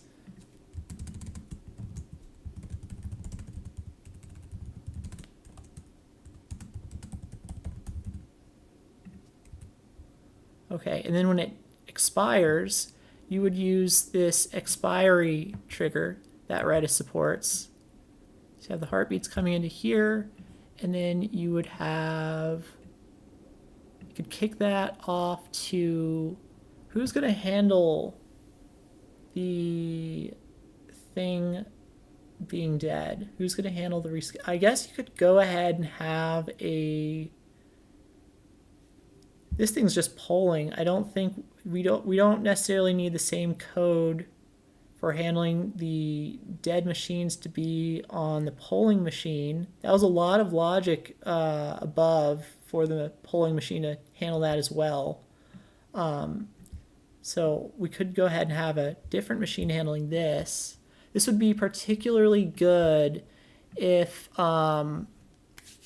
it'd be particularly good if you have task runners that you're designing. If you're designing AWS Lambda instead of just you know, a lower scale large job running service that just has like a few hundred requests per hour. If you're doing something like AWS Lambda from scratch, which will have maybe hundreds of thousands of TPS or millions of TPS, you're going to need to be able to handle, you're not going to have just the one polling machine doing all the work.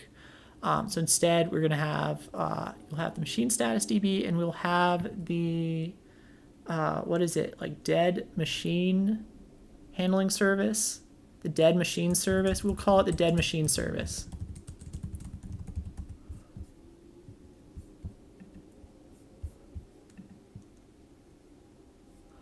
Okay, so we have this dead machine service, and it's going to have an expiry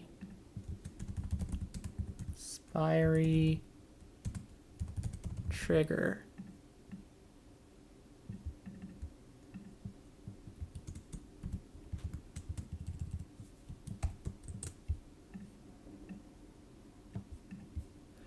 And then that one would handle marking. That one can handle whatever's entailed by this for updating the job back to a status of failed. So that way the polling machine would be able to pick up on it. Oh, this is so much easier to follow. This is way easier to follow.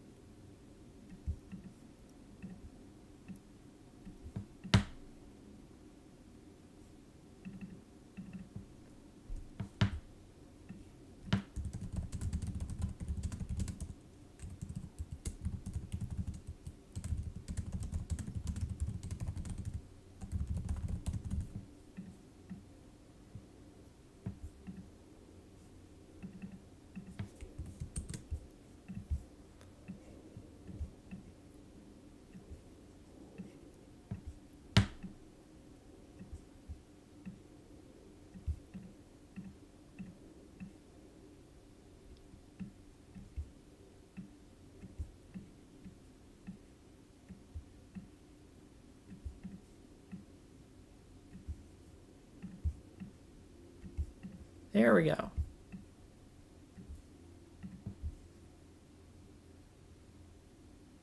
Yeah, somebody on the Discord server had come up with this like several months ago, and I thought it was really clever. It definitely looks a lot more clean than approach 1 or 2. So we'll call it approach 3, Redis TTL expiry DB triggers.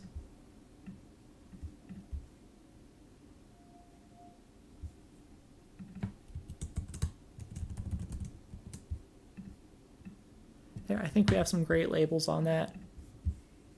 Yeah, that's everything I wanted to handle for the heartbeats. I've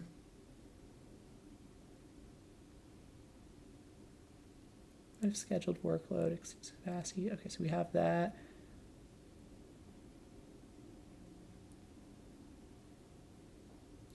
Okay, let's see what else is in the chat. It makes sense to use RabbitMQ instead of Kafka. What inherent qualities of Kafka are we using here?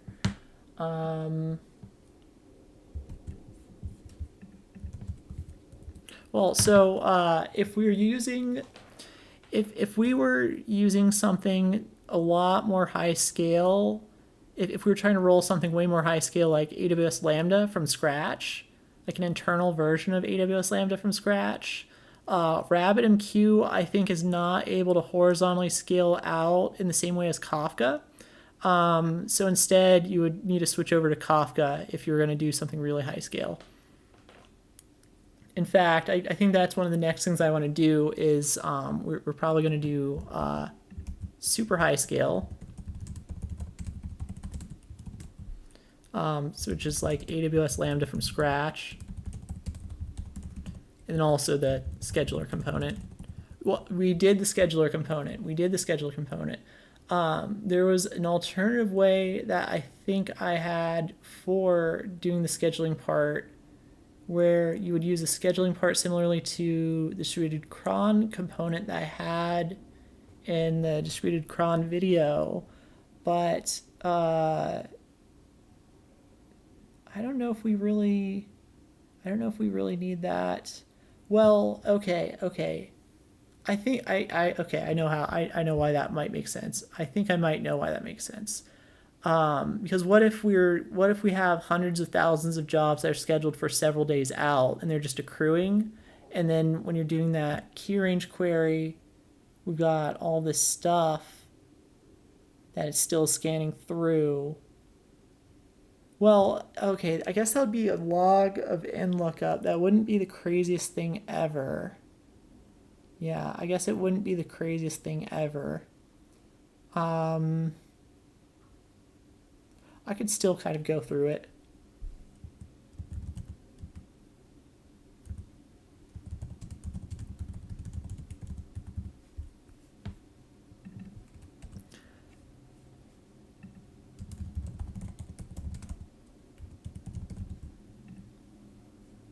Now, I don't know if that would really ever make sense if you, well, okay, it's polling, and that inherently is, if you're polling and you're pulling, hundreds of records or thousands of records, polling just doesn't really seem like it makes as much, it doesn't seem as scalable as an alternative approach.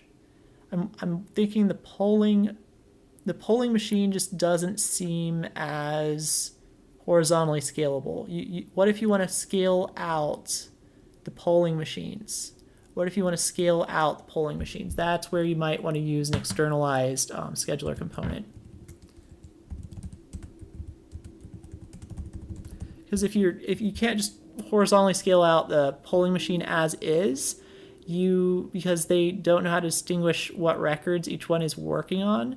So that's why you would need to have them work in a little bit different way where they would be able to not step on each other's feet. You could schedule them to specific blocks in some way with that uses the partition key somehow.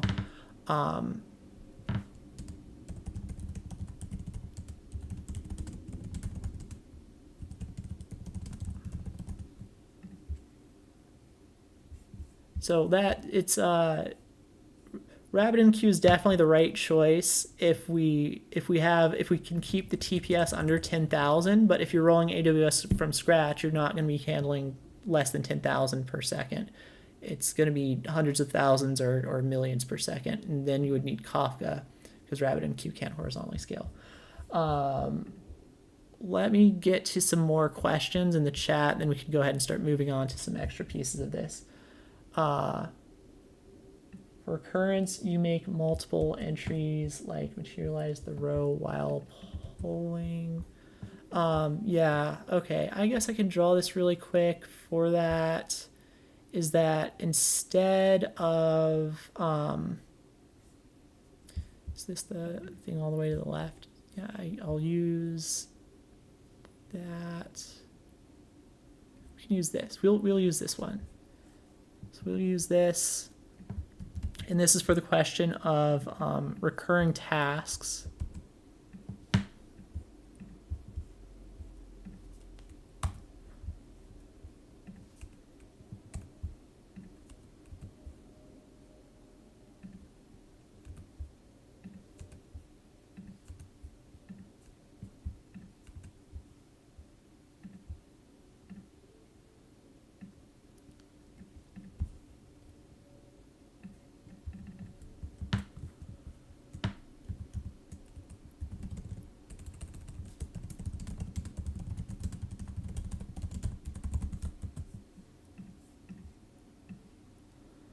Okay, so we got this thing, and we have the job status DB over here, which has that scheduled timestamp on it.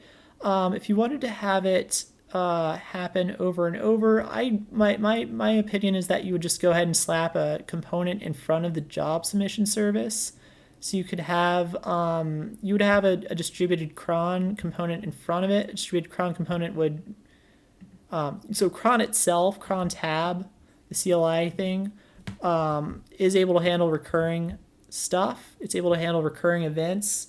And so if you've just had your distributed cron component, we'll have a special component. We'll call it the distributed cron component that can handle recurring tasks. And then you would just have this one.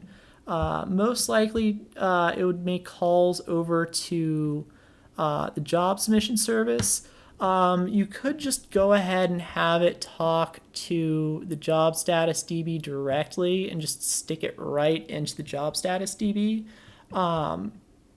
But if you might want to, otherwise you might want to decouple it. If it's something that is outside, it depends on whether this is going to be treated as part of the features that your service natively supports, as opposed to something that you're trying to make the scheduler service support. So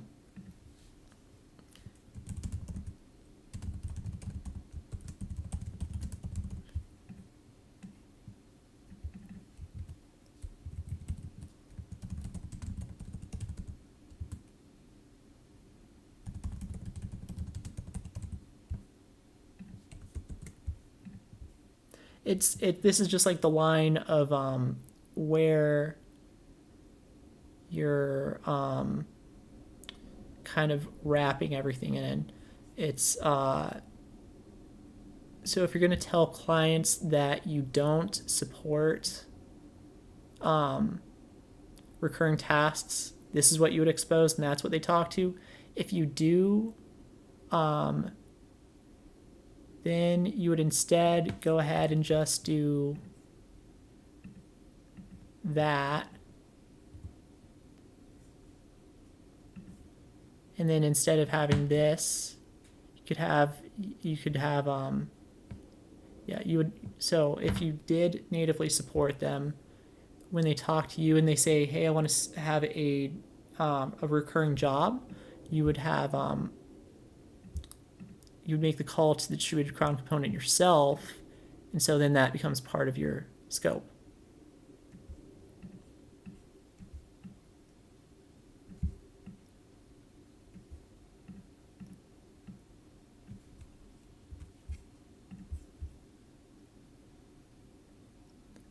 So if it natively supports it, you would have that. And that would also mean you're calling this under that scenario. So the dashed line is when you do natively support it.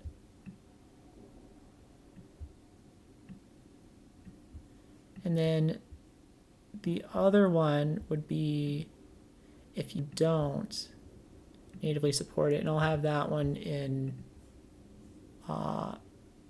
okay, I guess that kind of works. Or I could do, no, yeah, I'll do that with a bold marking. And so then the user would instead talk to that.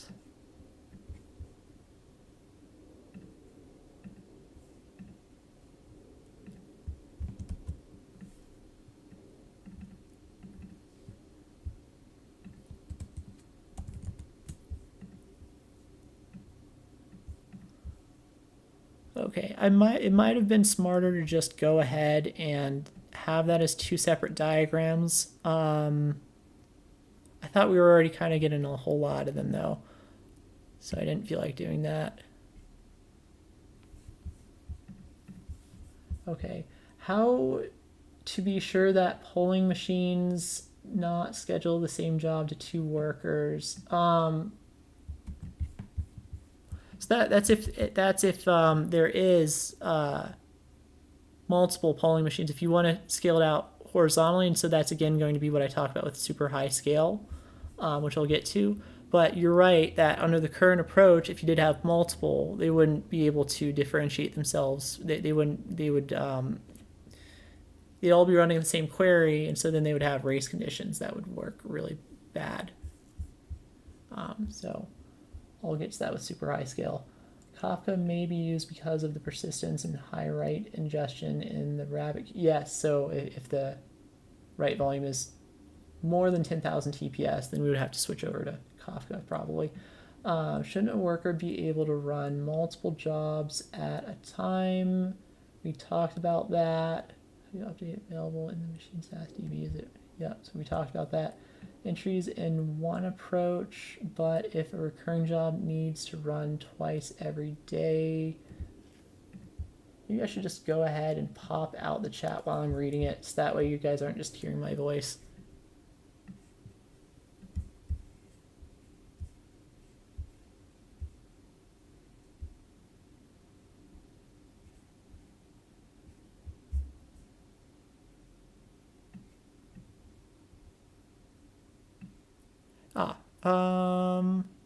Yeah, this is where I was. Shouldn't a worker be able to run multiple jobs at a time?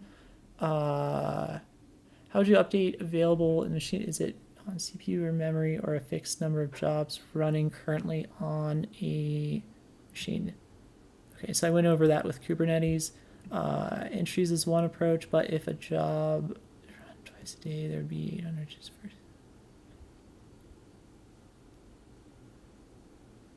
Oh, you were asked this in an interview. There would be 800 entries for a single job, so any better way to deal with recurring?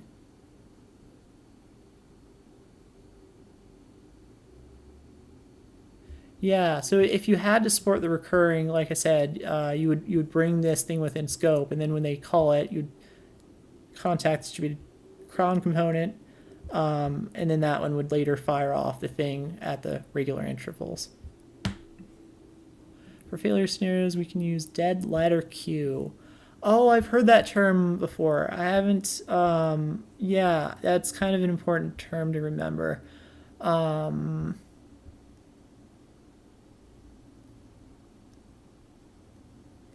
Well, that's if you had a queue. I think you would do that. That's if you have a message that was not able to be properly handled in a queue. So for example, if we were talking about this and the job status DB was put onto this thing, and then the polling machine was not able to properly handle getting the resource, if it was repeatedly not able to schedule the resource, it would put it onto a dead letter queue. It's like a separate queue. So an alternative approach is where when you don't have enough resources in this approach, you pop it onto a dead letter queue and then you feed that dead letter queue back into the start of the queue over here. But then it makes it into this like random shuffle for who would actually end up getting the first worker that comes back, the first available worker. It'd be a random shuffle for all the pending jobs who gets the first available worker to start processing again. Consistent reads from the machine status DB is the key to be able to check the same work in case of partial failure.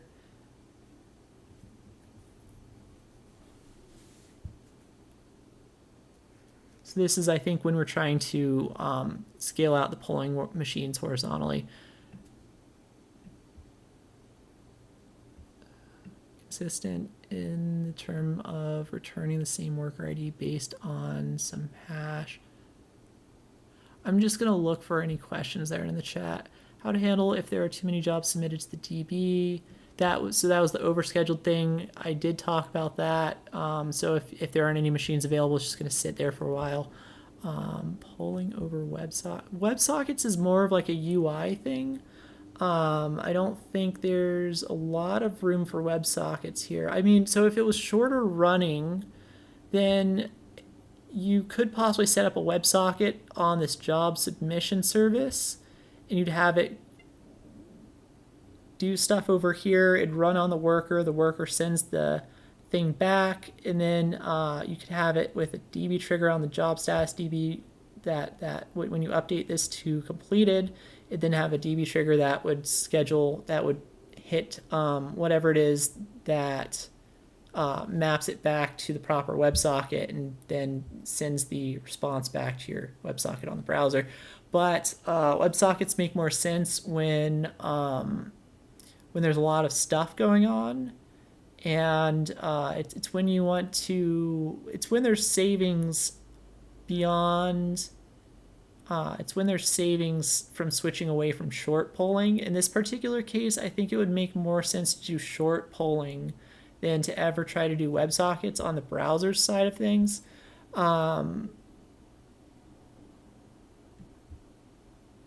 Between worker and service that sent it out.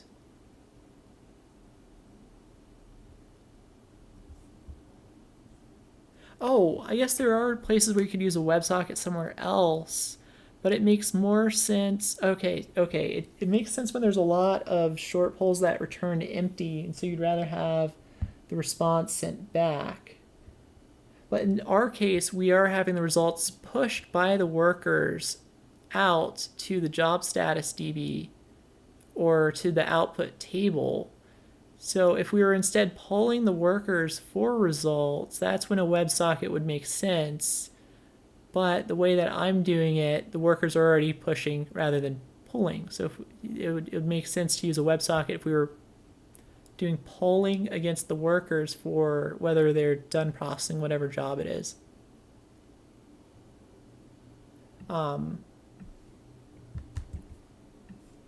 Yeah.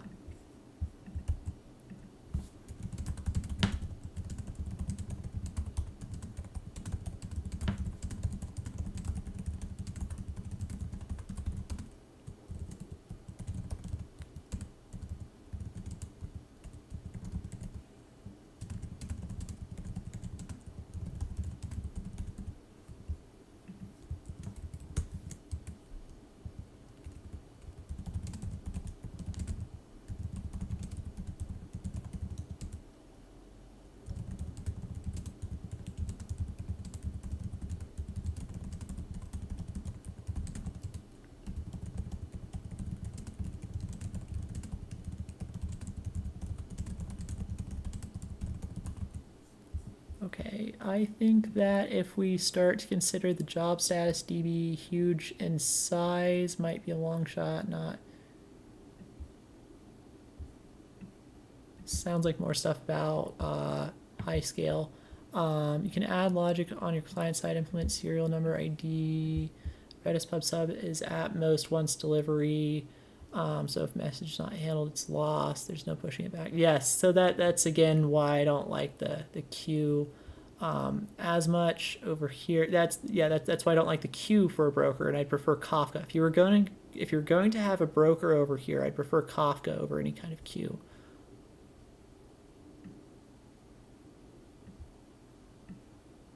Yeah, and then queues also are not durable; they're in memory only. For critical messaging, it's great for it's Redis Pub Sub is great for stuff like Facebook Messenger or for WhatsApp, where you have it downstream from a durable data store. Because if it's lost on its way over to the end user, if they just relaunch the app, the chat app, in some kind of subsequent thing, the Redis Pub Sub is just great for things where it's okay for the thing to get lost because there's still some kind of other durable aspect that is it's for stuff where it's not as critical for things to make it. This guy was in timeout. I guess his timeout expired. Any good white papers, blogs, books, share around Spark and Map reduce jobs? I mean, there's the batch chapter of DDIA. It's not great though.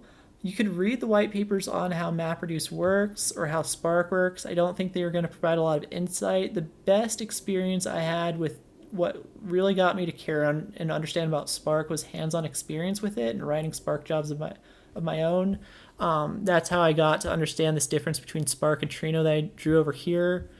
Because Spark takes the data off the data warehouse and then it would write its output somewhere, as opposed to Trino where it's running in situ, as it says in the white paper for Trino, or Dremel. No, that's in the paper for Dremel. That Dremel works in situ. Trino is similar, where it runs in situ. In situ means in place. For some reason, Jeff Dean was feeling fancy and he decided to say in situ instead of in place. The way that is spelled is just like this.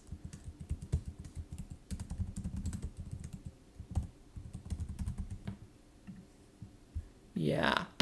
I personally think that if you're not just interested in learning about how you would handle distributed join operations, so distributed join operations you'd learn about in DDIA like perfectly well. But if it's not, then if you want to learn about other stuff than just the internals of how Spark works, I think hands-on experience is really the best way to go. Which is of course not what people want to hear, but it was what made a difference in my case.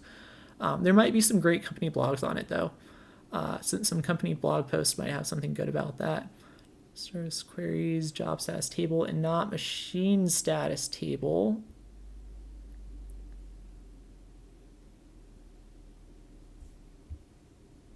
Job status service. Oh, yes.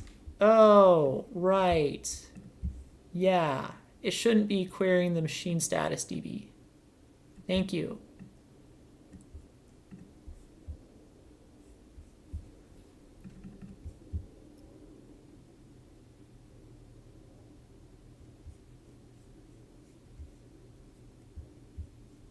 I think that was the only place that I had it.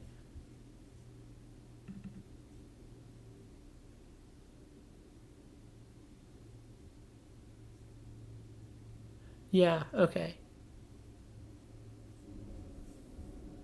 Yeah, thank you. Suppose we want to handle 1 billion per second jobs. How many workers needed? Kafka per. I've been asked this several times, so I think it's time to go ahead and finally wrap this thing up and handle the last piece of information that we've been wanting to handle here, which is how to handle it at high scale. So instead of the polling machines, we've got these polling machines that are handling it over here. I still think that you would probably want to have your script offloaded beforehand. You'd still have the script somehow sent off over there. You still have your job status DB. The machine status DB cannot be in the same machine node. It cannot be on the same thing. It has to be separated out in order to horizontally scale it. I think that's where we finally need to have, yeah. So we can do this. It's one. But I think even without doing that, there might be another approach for making it high scale. I guess you could just go ahead and have them as two separate like DynamoDB tables, for example, and that should work fine. So you would still be able to do that query just fine, but the polling machines on this part in particular, that's where it would be. That's the main issue that we would have in terms of horizontally scaling this out. You're still able to assign it just like that. You can still have heartbeats like that.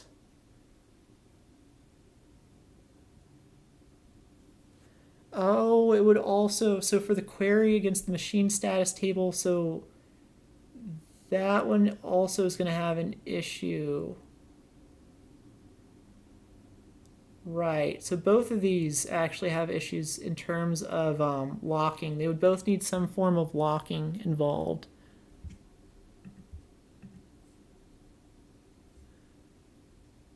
So we are now talking about high scale approaches. I'm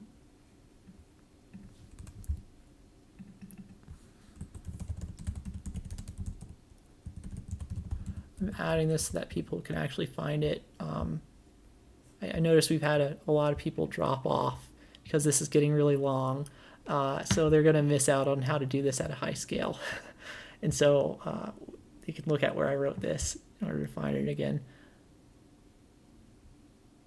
Okay, so we would need to have some kind of locking on these. Was there some other reason why the polling machine would have issues with that?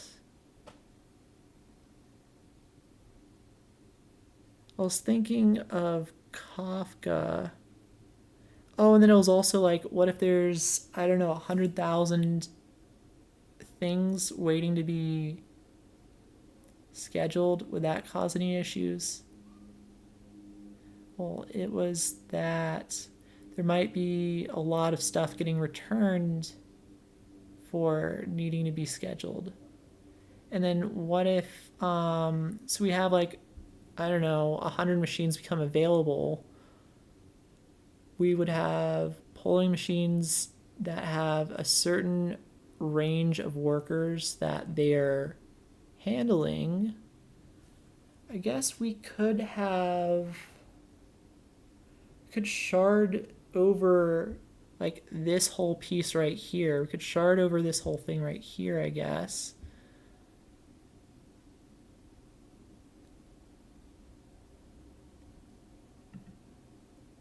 So then you would be able to separate each polling machine to an assigned set of workers.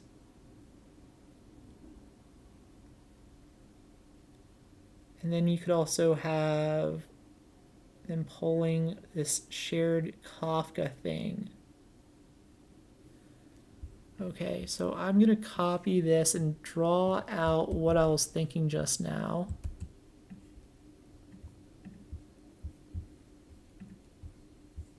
So let's kill this. It doesn't matter what it's doing. It could even be a Spark job. This part's going to be horizontally scalable just fine. Okay,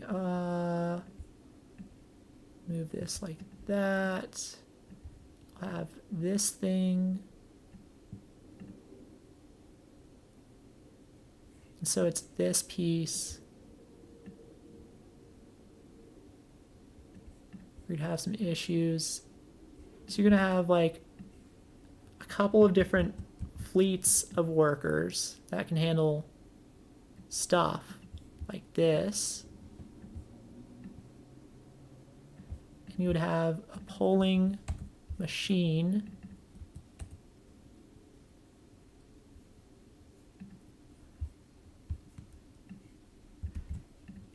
And again, it's ambiguous because I said it looks like it's multiple. What if I just say polling machine like that. And then it's a little bit more clear what I meant.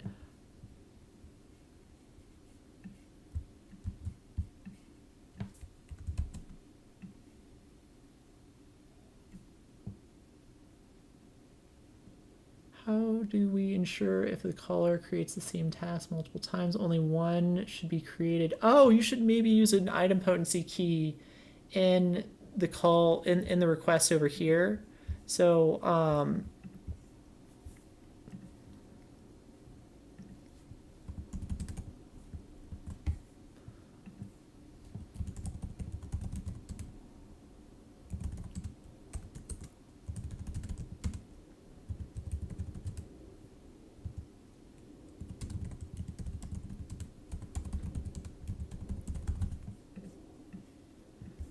just do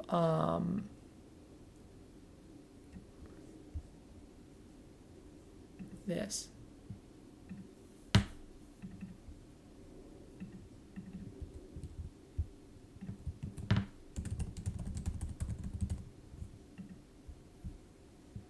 And you would have that as part of the job status DB's schema.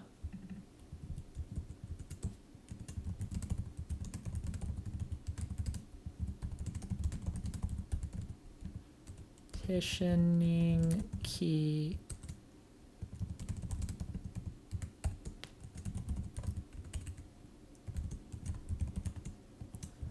it's important that it be part of the partitioning key for deduplicating. It would be the partitioning key. I think it would actually be. It would be used as the, not part of it. It would be used as the partitioning key. It's important that we go over the schema though. So I'm going to go ahead and pull that over. So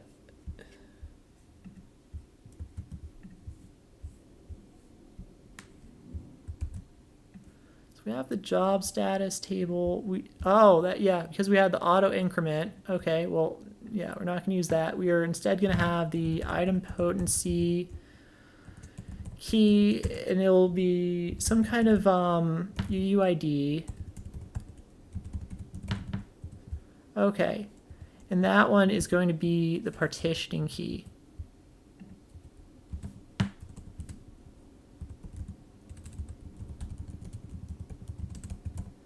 Okay, yeah. Would we maybe want to do some other, so this could be like a second part of the partition key after user, but I don't see any reason why I would maybe want to do key range queries against the user. Is there anything that we would want to do key range queries against?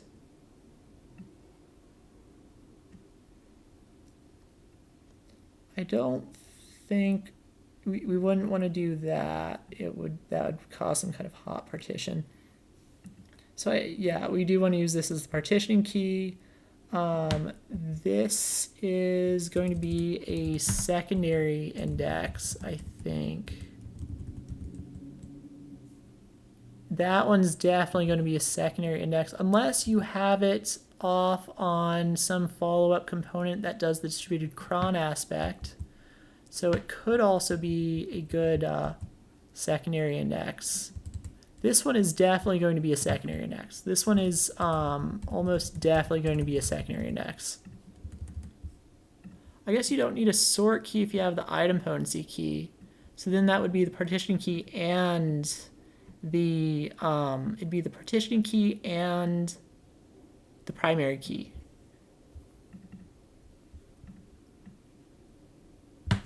Machine status should of course not be part of that database. It should of course be a separate thing entirely. Okay, so we have the job status table, and I'm just feeling something like DynamoDB. I know I use that in tons of places, but it could be right. I trust the DB triggers on DynamoDB. DynamoDB definitely has really great it has great DB triggers. There's integrations for it that I think are supposed to be pretty solid.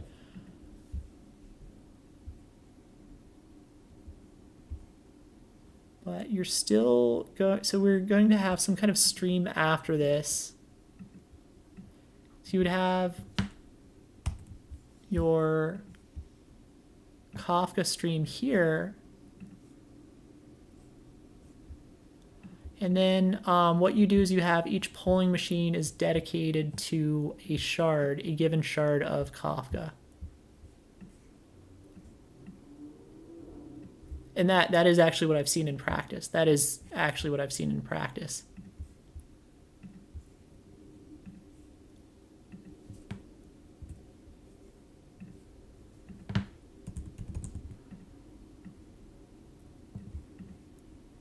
So let's go ahead and draw that.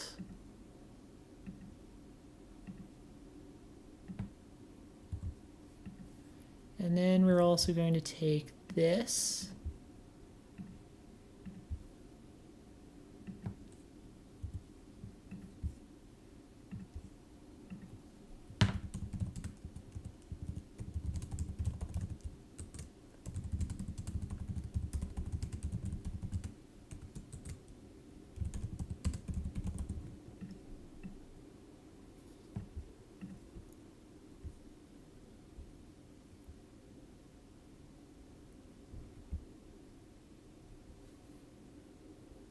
So we have that.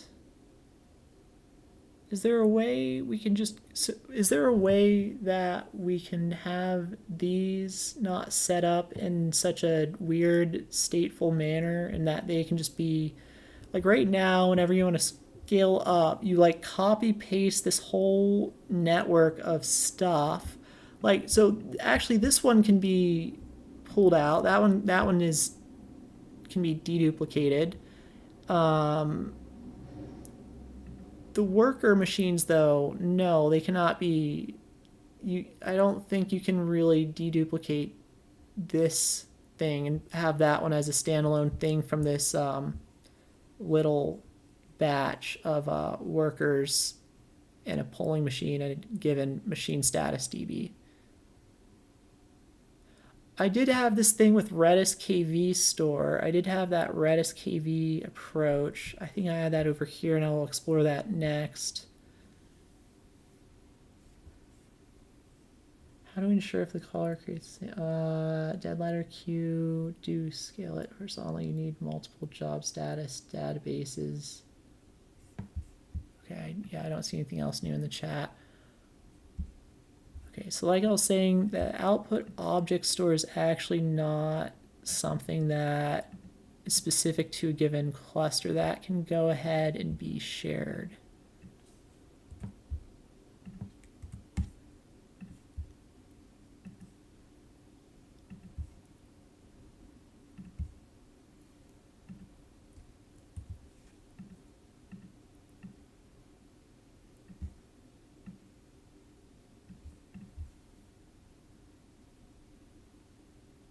Okay, what about these machine status things? I guess we could have, if we shared the machine status DB across all of them, you could have, so the polling machines are dedicated to a shard. But is there a way that they could work with the full set of workers without having an opportunity for some kind of locking issue on the machine status DB?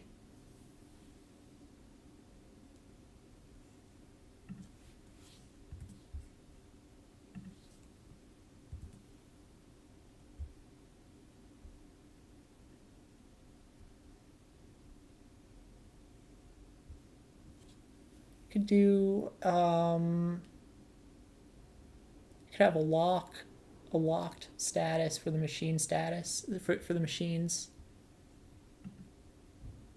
You could call it scheduling. So you found a machine. It'd be a transaction where you find an available machine and mark it as scheduling.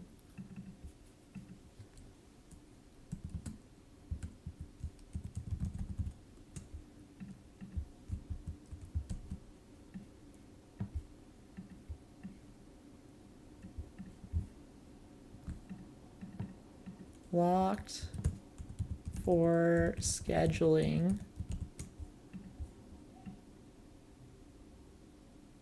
And then you would move it to a running status after you've put work onto it. I'm moving this down here.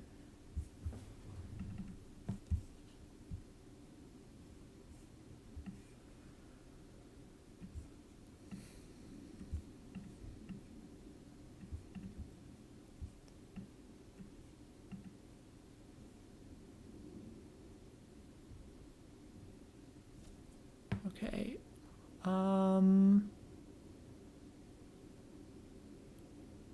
So what we'd do is it has these jobs over here. So it looks at machine status DB.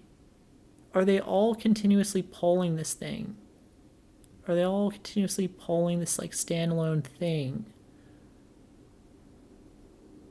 That'd be, each polling machine. So they have a dedicated shard of jobs from Kafka, and then they would maybe have a dedicated range of machines to work with. I don't think this is great. I don't think.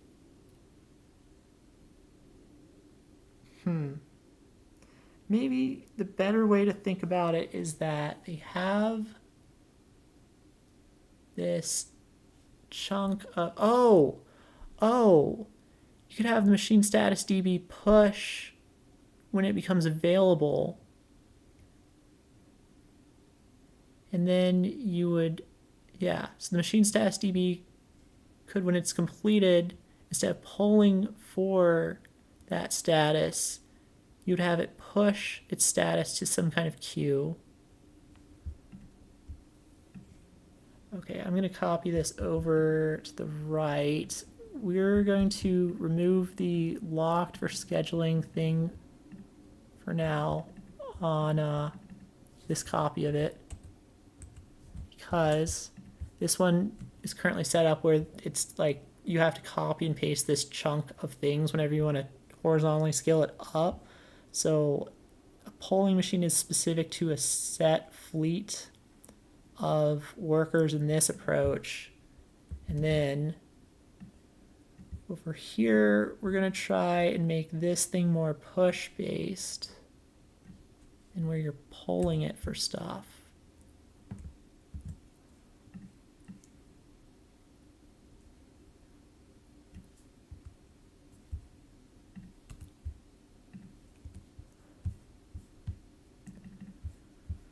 So you have the workers over here that you're going to assign stuff to. And then when it marks itself as complete over here,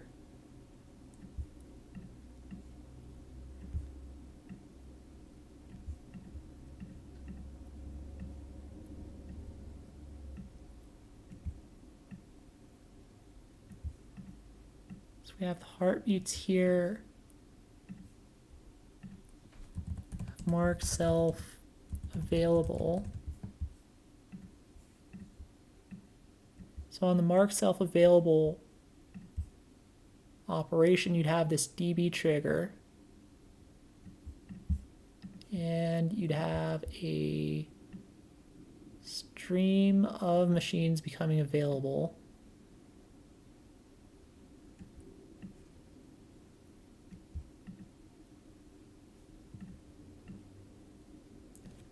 Okay, so you have a polling machine that it'd be assigned to this like range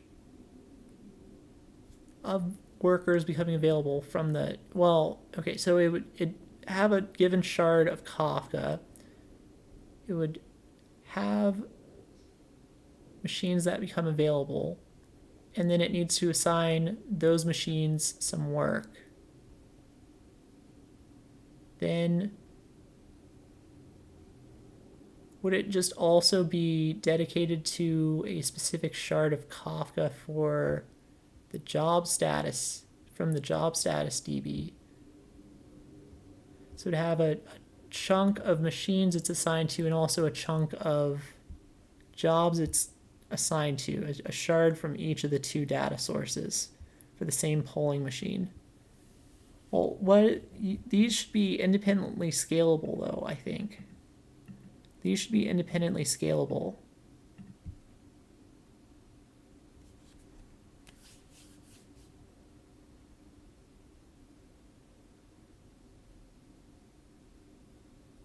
I don't think they're currently independently scalable because they are matched to the same chunk of polling machines.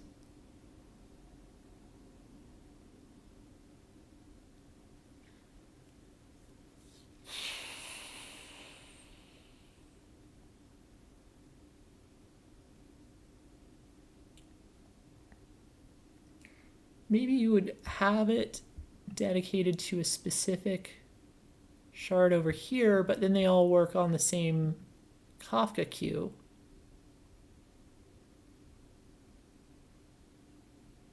So then it would pick up an arbitrary shard of Kafka, or it would roll a random number and pick from a random shard of Kafka.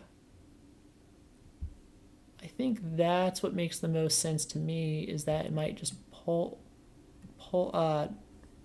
a random number and then pull from that given shard of Kafka. But then if there's just not enough jobs coming in,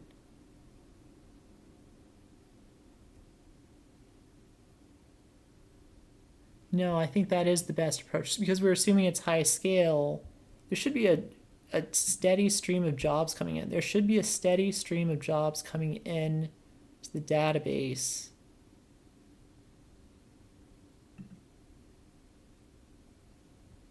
So this would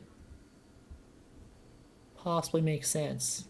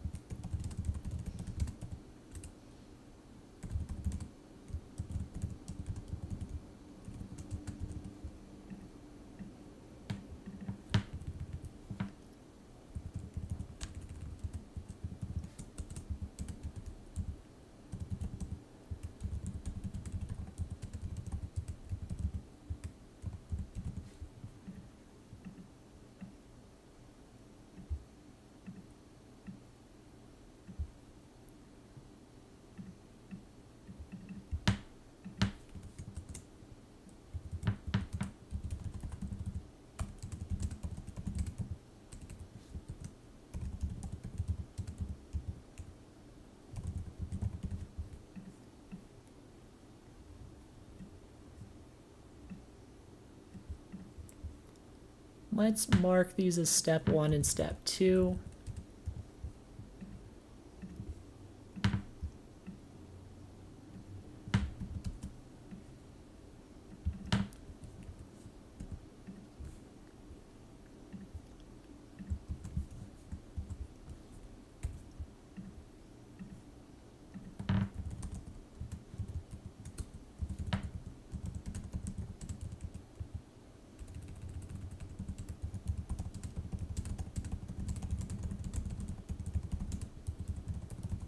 But I think we still have a race condition here. So we've grabbed a chunk of machines from our given Kafka partition, and we are the only one working on that shard, so we're the only ones that would see those machines. So I don't think we would have a race condition there. But for the jobs, that could be an issue. The jobs could be an issue. And then also, I don't think step 2 is going to work here. Because they're all still going to, you'd have multiple workers looking at the same shard over time, and they all have independent offsets, and so you'd be looking at stuff that's already been read by a different one and handled by a different one. So this one's actually not going to work. It would still be coupled. So that actually still does not work.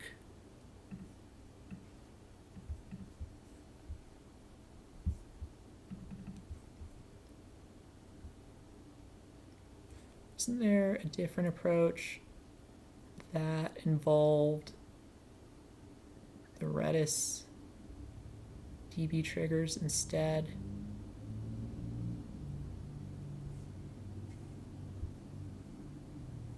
So we have these machines. You do a trigger over to Kafka for when they're available.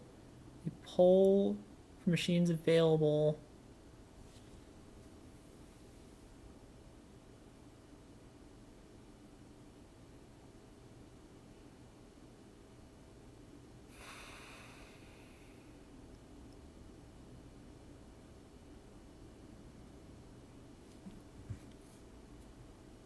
How in the heck does that work?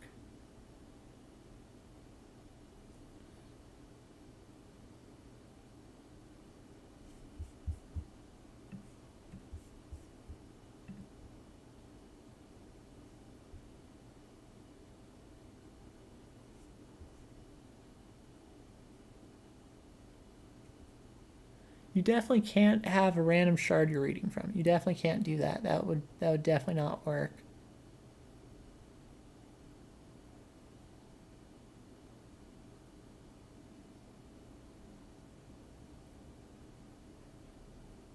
Is there a way you could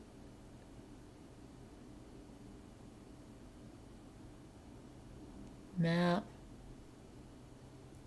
these with some kind of... So you have the DB trigger over here, have this.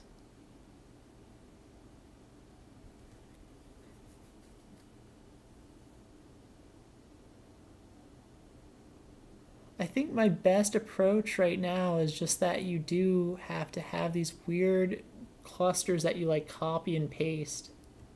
That's a really, really ugly solution, but I don't have anything better.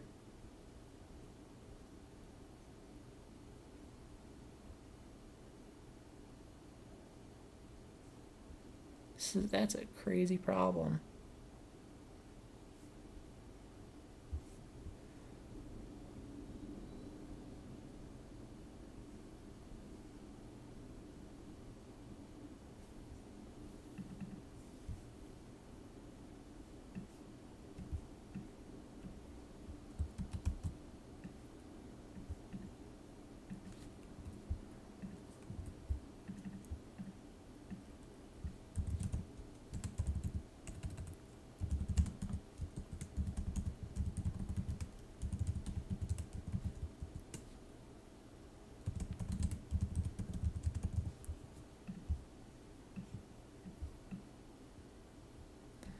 And then the way that you would handle allocating more machines would be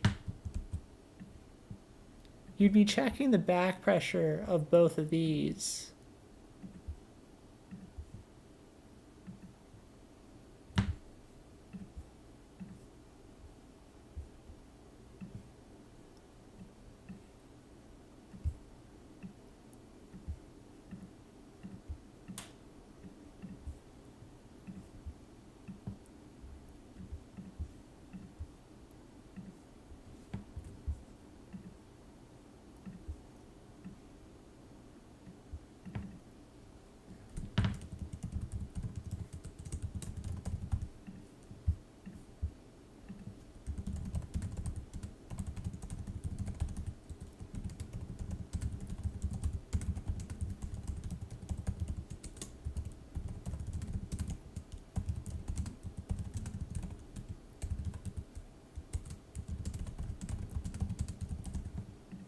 Okay, so even with our wacky thing where these are apparently supposed to scale at the same rate, did we properly handle the locking so that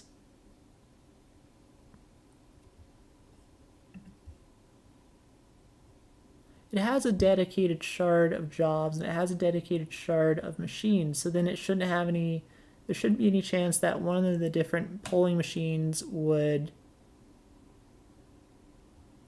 receive some machines or shards that the other one is trying to work with. So it should actually be pretty safe.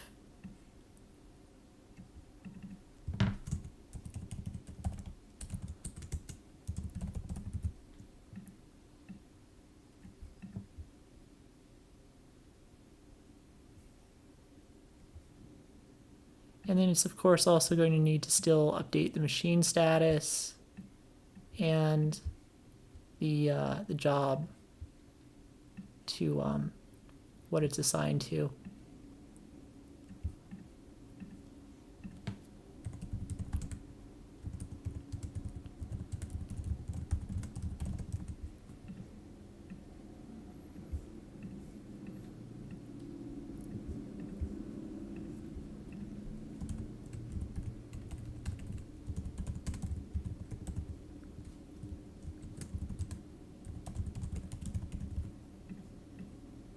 And that also, I think, is going to be a gross partial failure scenario. I think it would...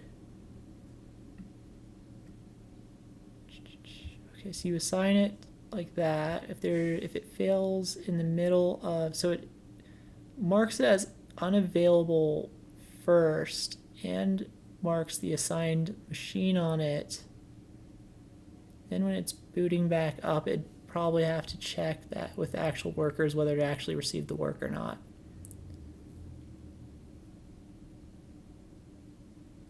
That's such a gross solution. I think that's the best we got for it. I also wanted to have a scheduler component. So what if we wanted to have a scheduler component in our high scale thing? All right, I'm going to take this. I know how to do this one.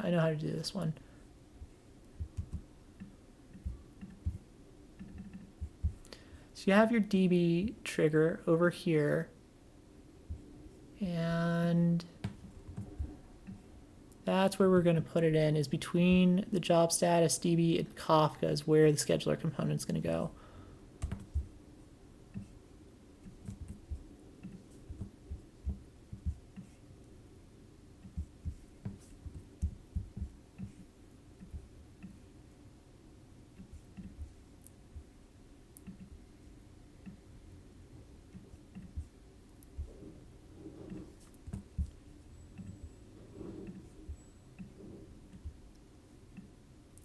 It'd either go immediately to Kafka if it's supposed to run now. Otherwise, you would first send it through to the distributed cron component.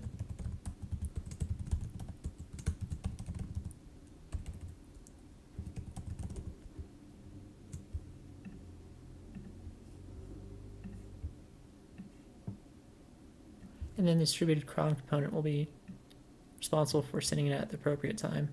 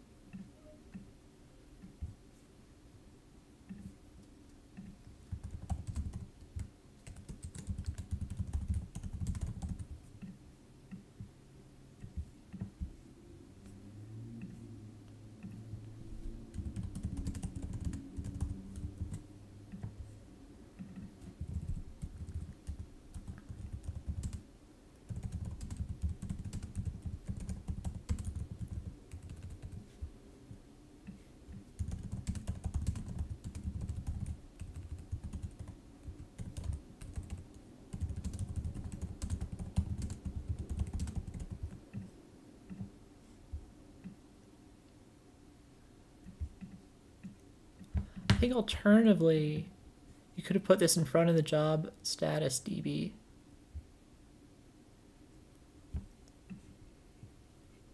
So I'm going to draw that.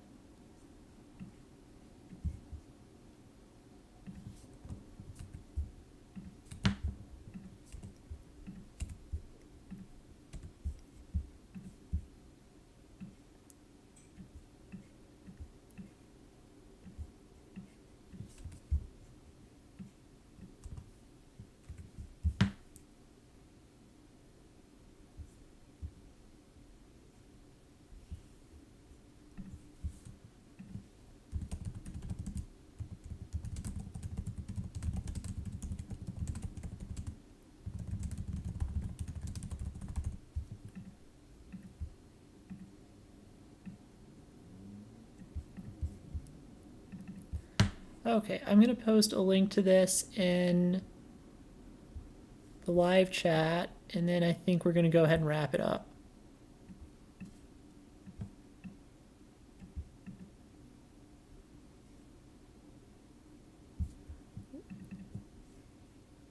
I think, so I was considering this as an approach for the high scale one. I think I did go ahead and,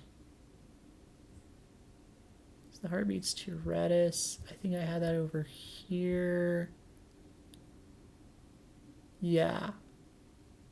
Yeah, that is the approach that I did with the high scale component.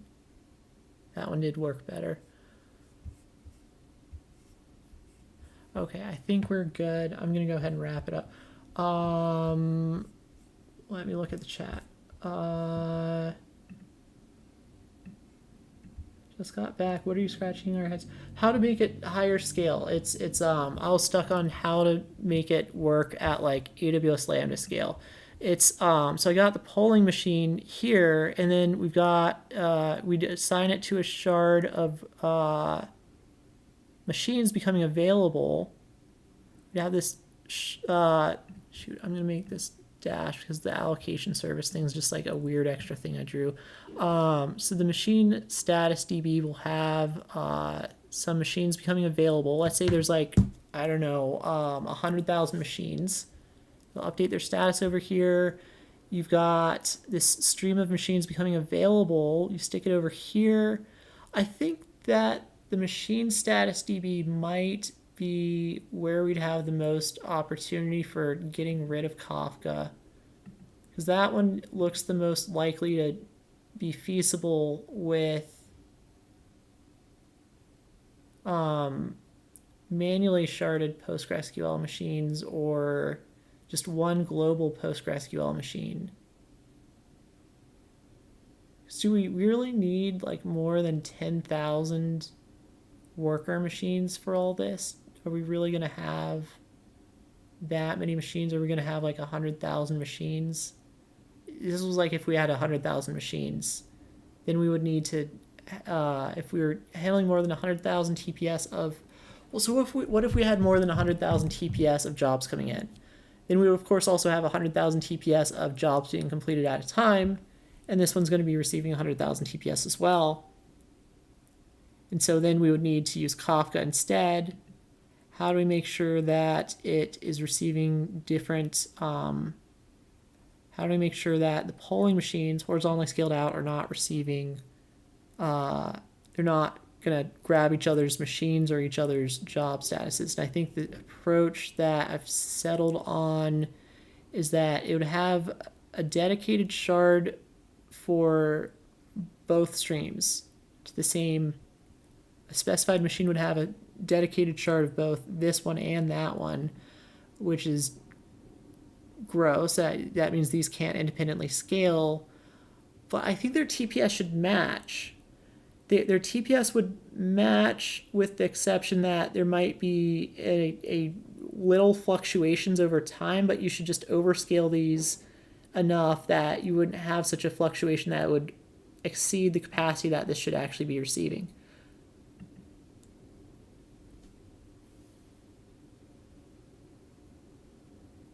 Still do the range query. All right, this is, yeah, I'm going to post this in live chat and wrap this up. That was the high scale approach. I did the stuff. I think I handled everything I wanted. I'm pretty happy with this. Yeah, we're going to wrap it up.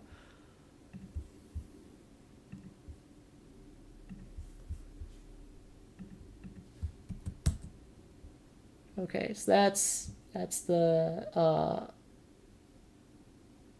current diagram on the screen. I'm going to have the text file also uploaded at some point in like a pinned comment or the video description. Let's wrap this up though. Thanks for joining. I think this was really extensive coverage of Job Scheduler. We covered a lot of different approaches. I think this is I'd be surprised if we could come up with anything else beyond this. This has been pretty extensive and thorough. I'm pretty happy with what we came up with, even though the high scale one is a little bit gross. Yeah. Anyways, thanks for joining. Thanks for watching. I appreciate it. This is gonna be a horrifically long recording. But yeah, thanks again. I'll let you guys go. I'll see you in the next one.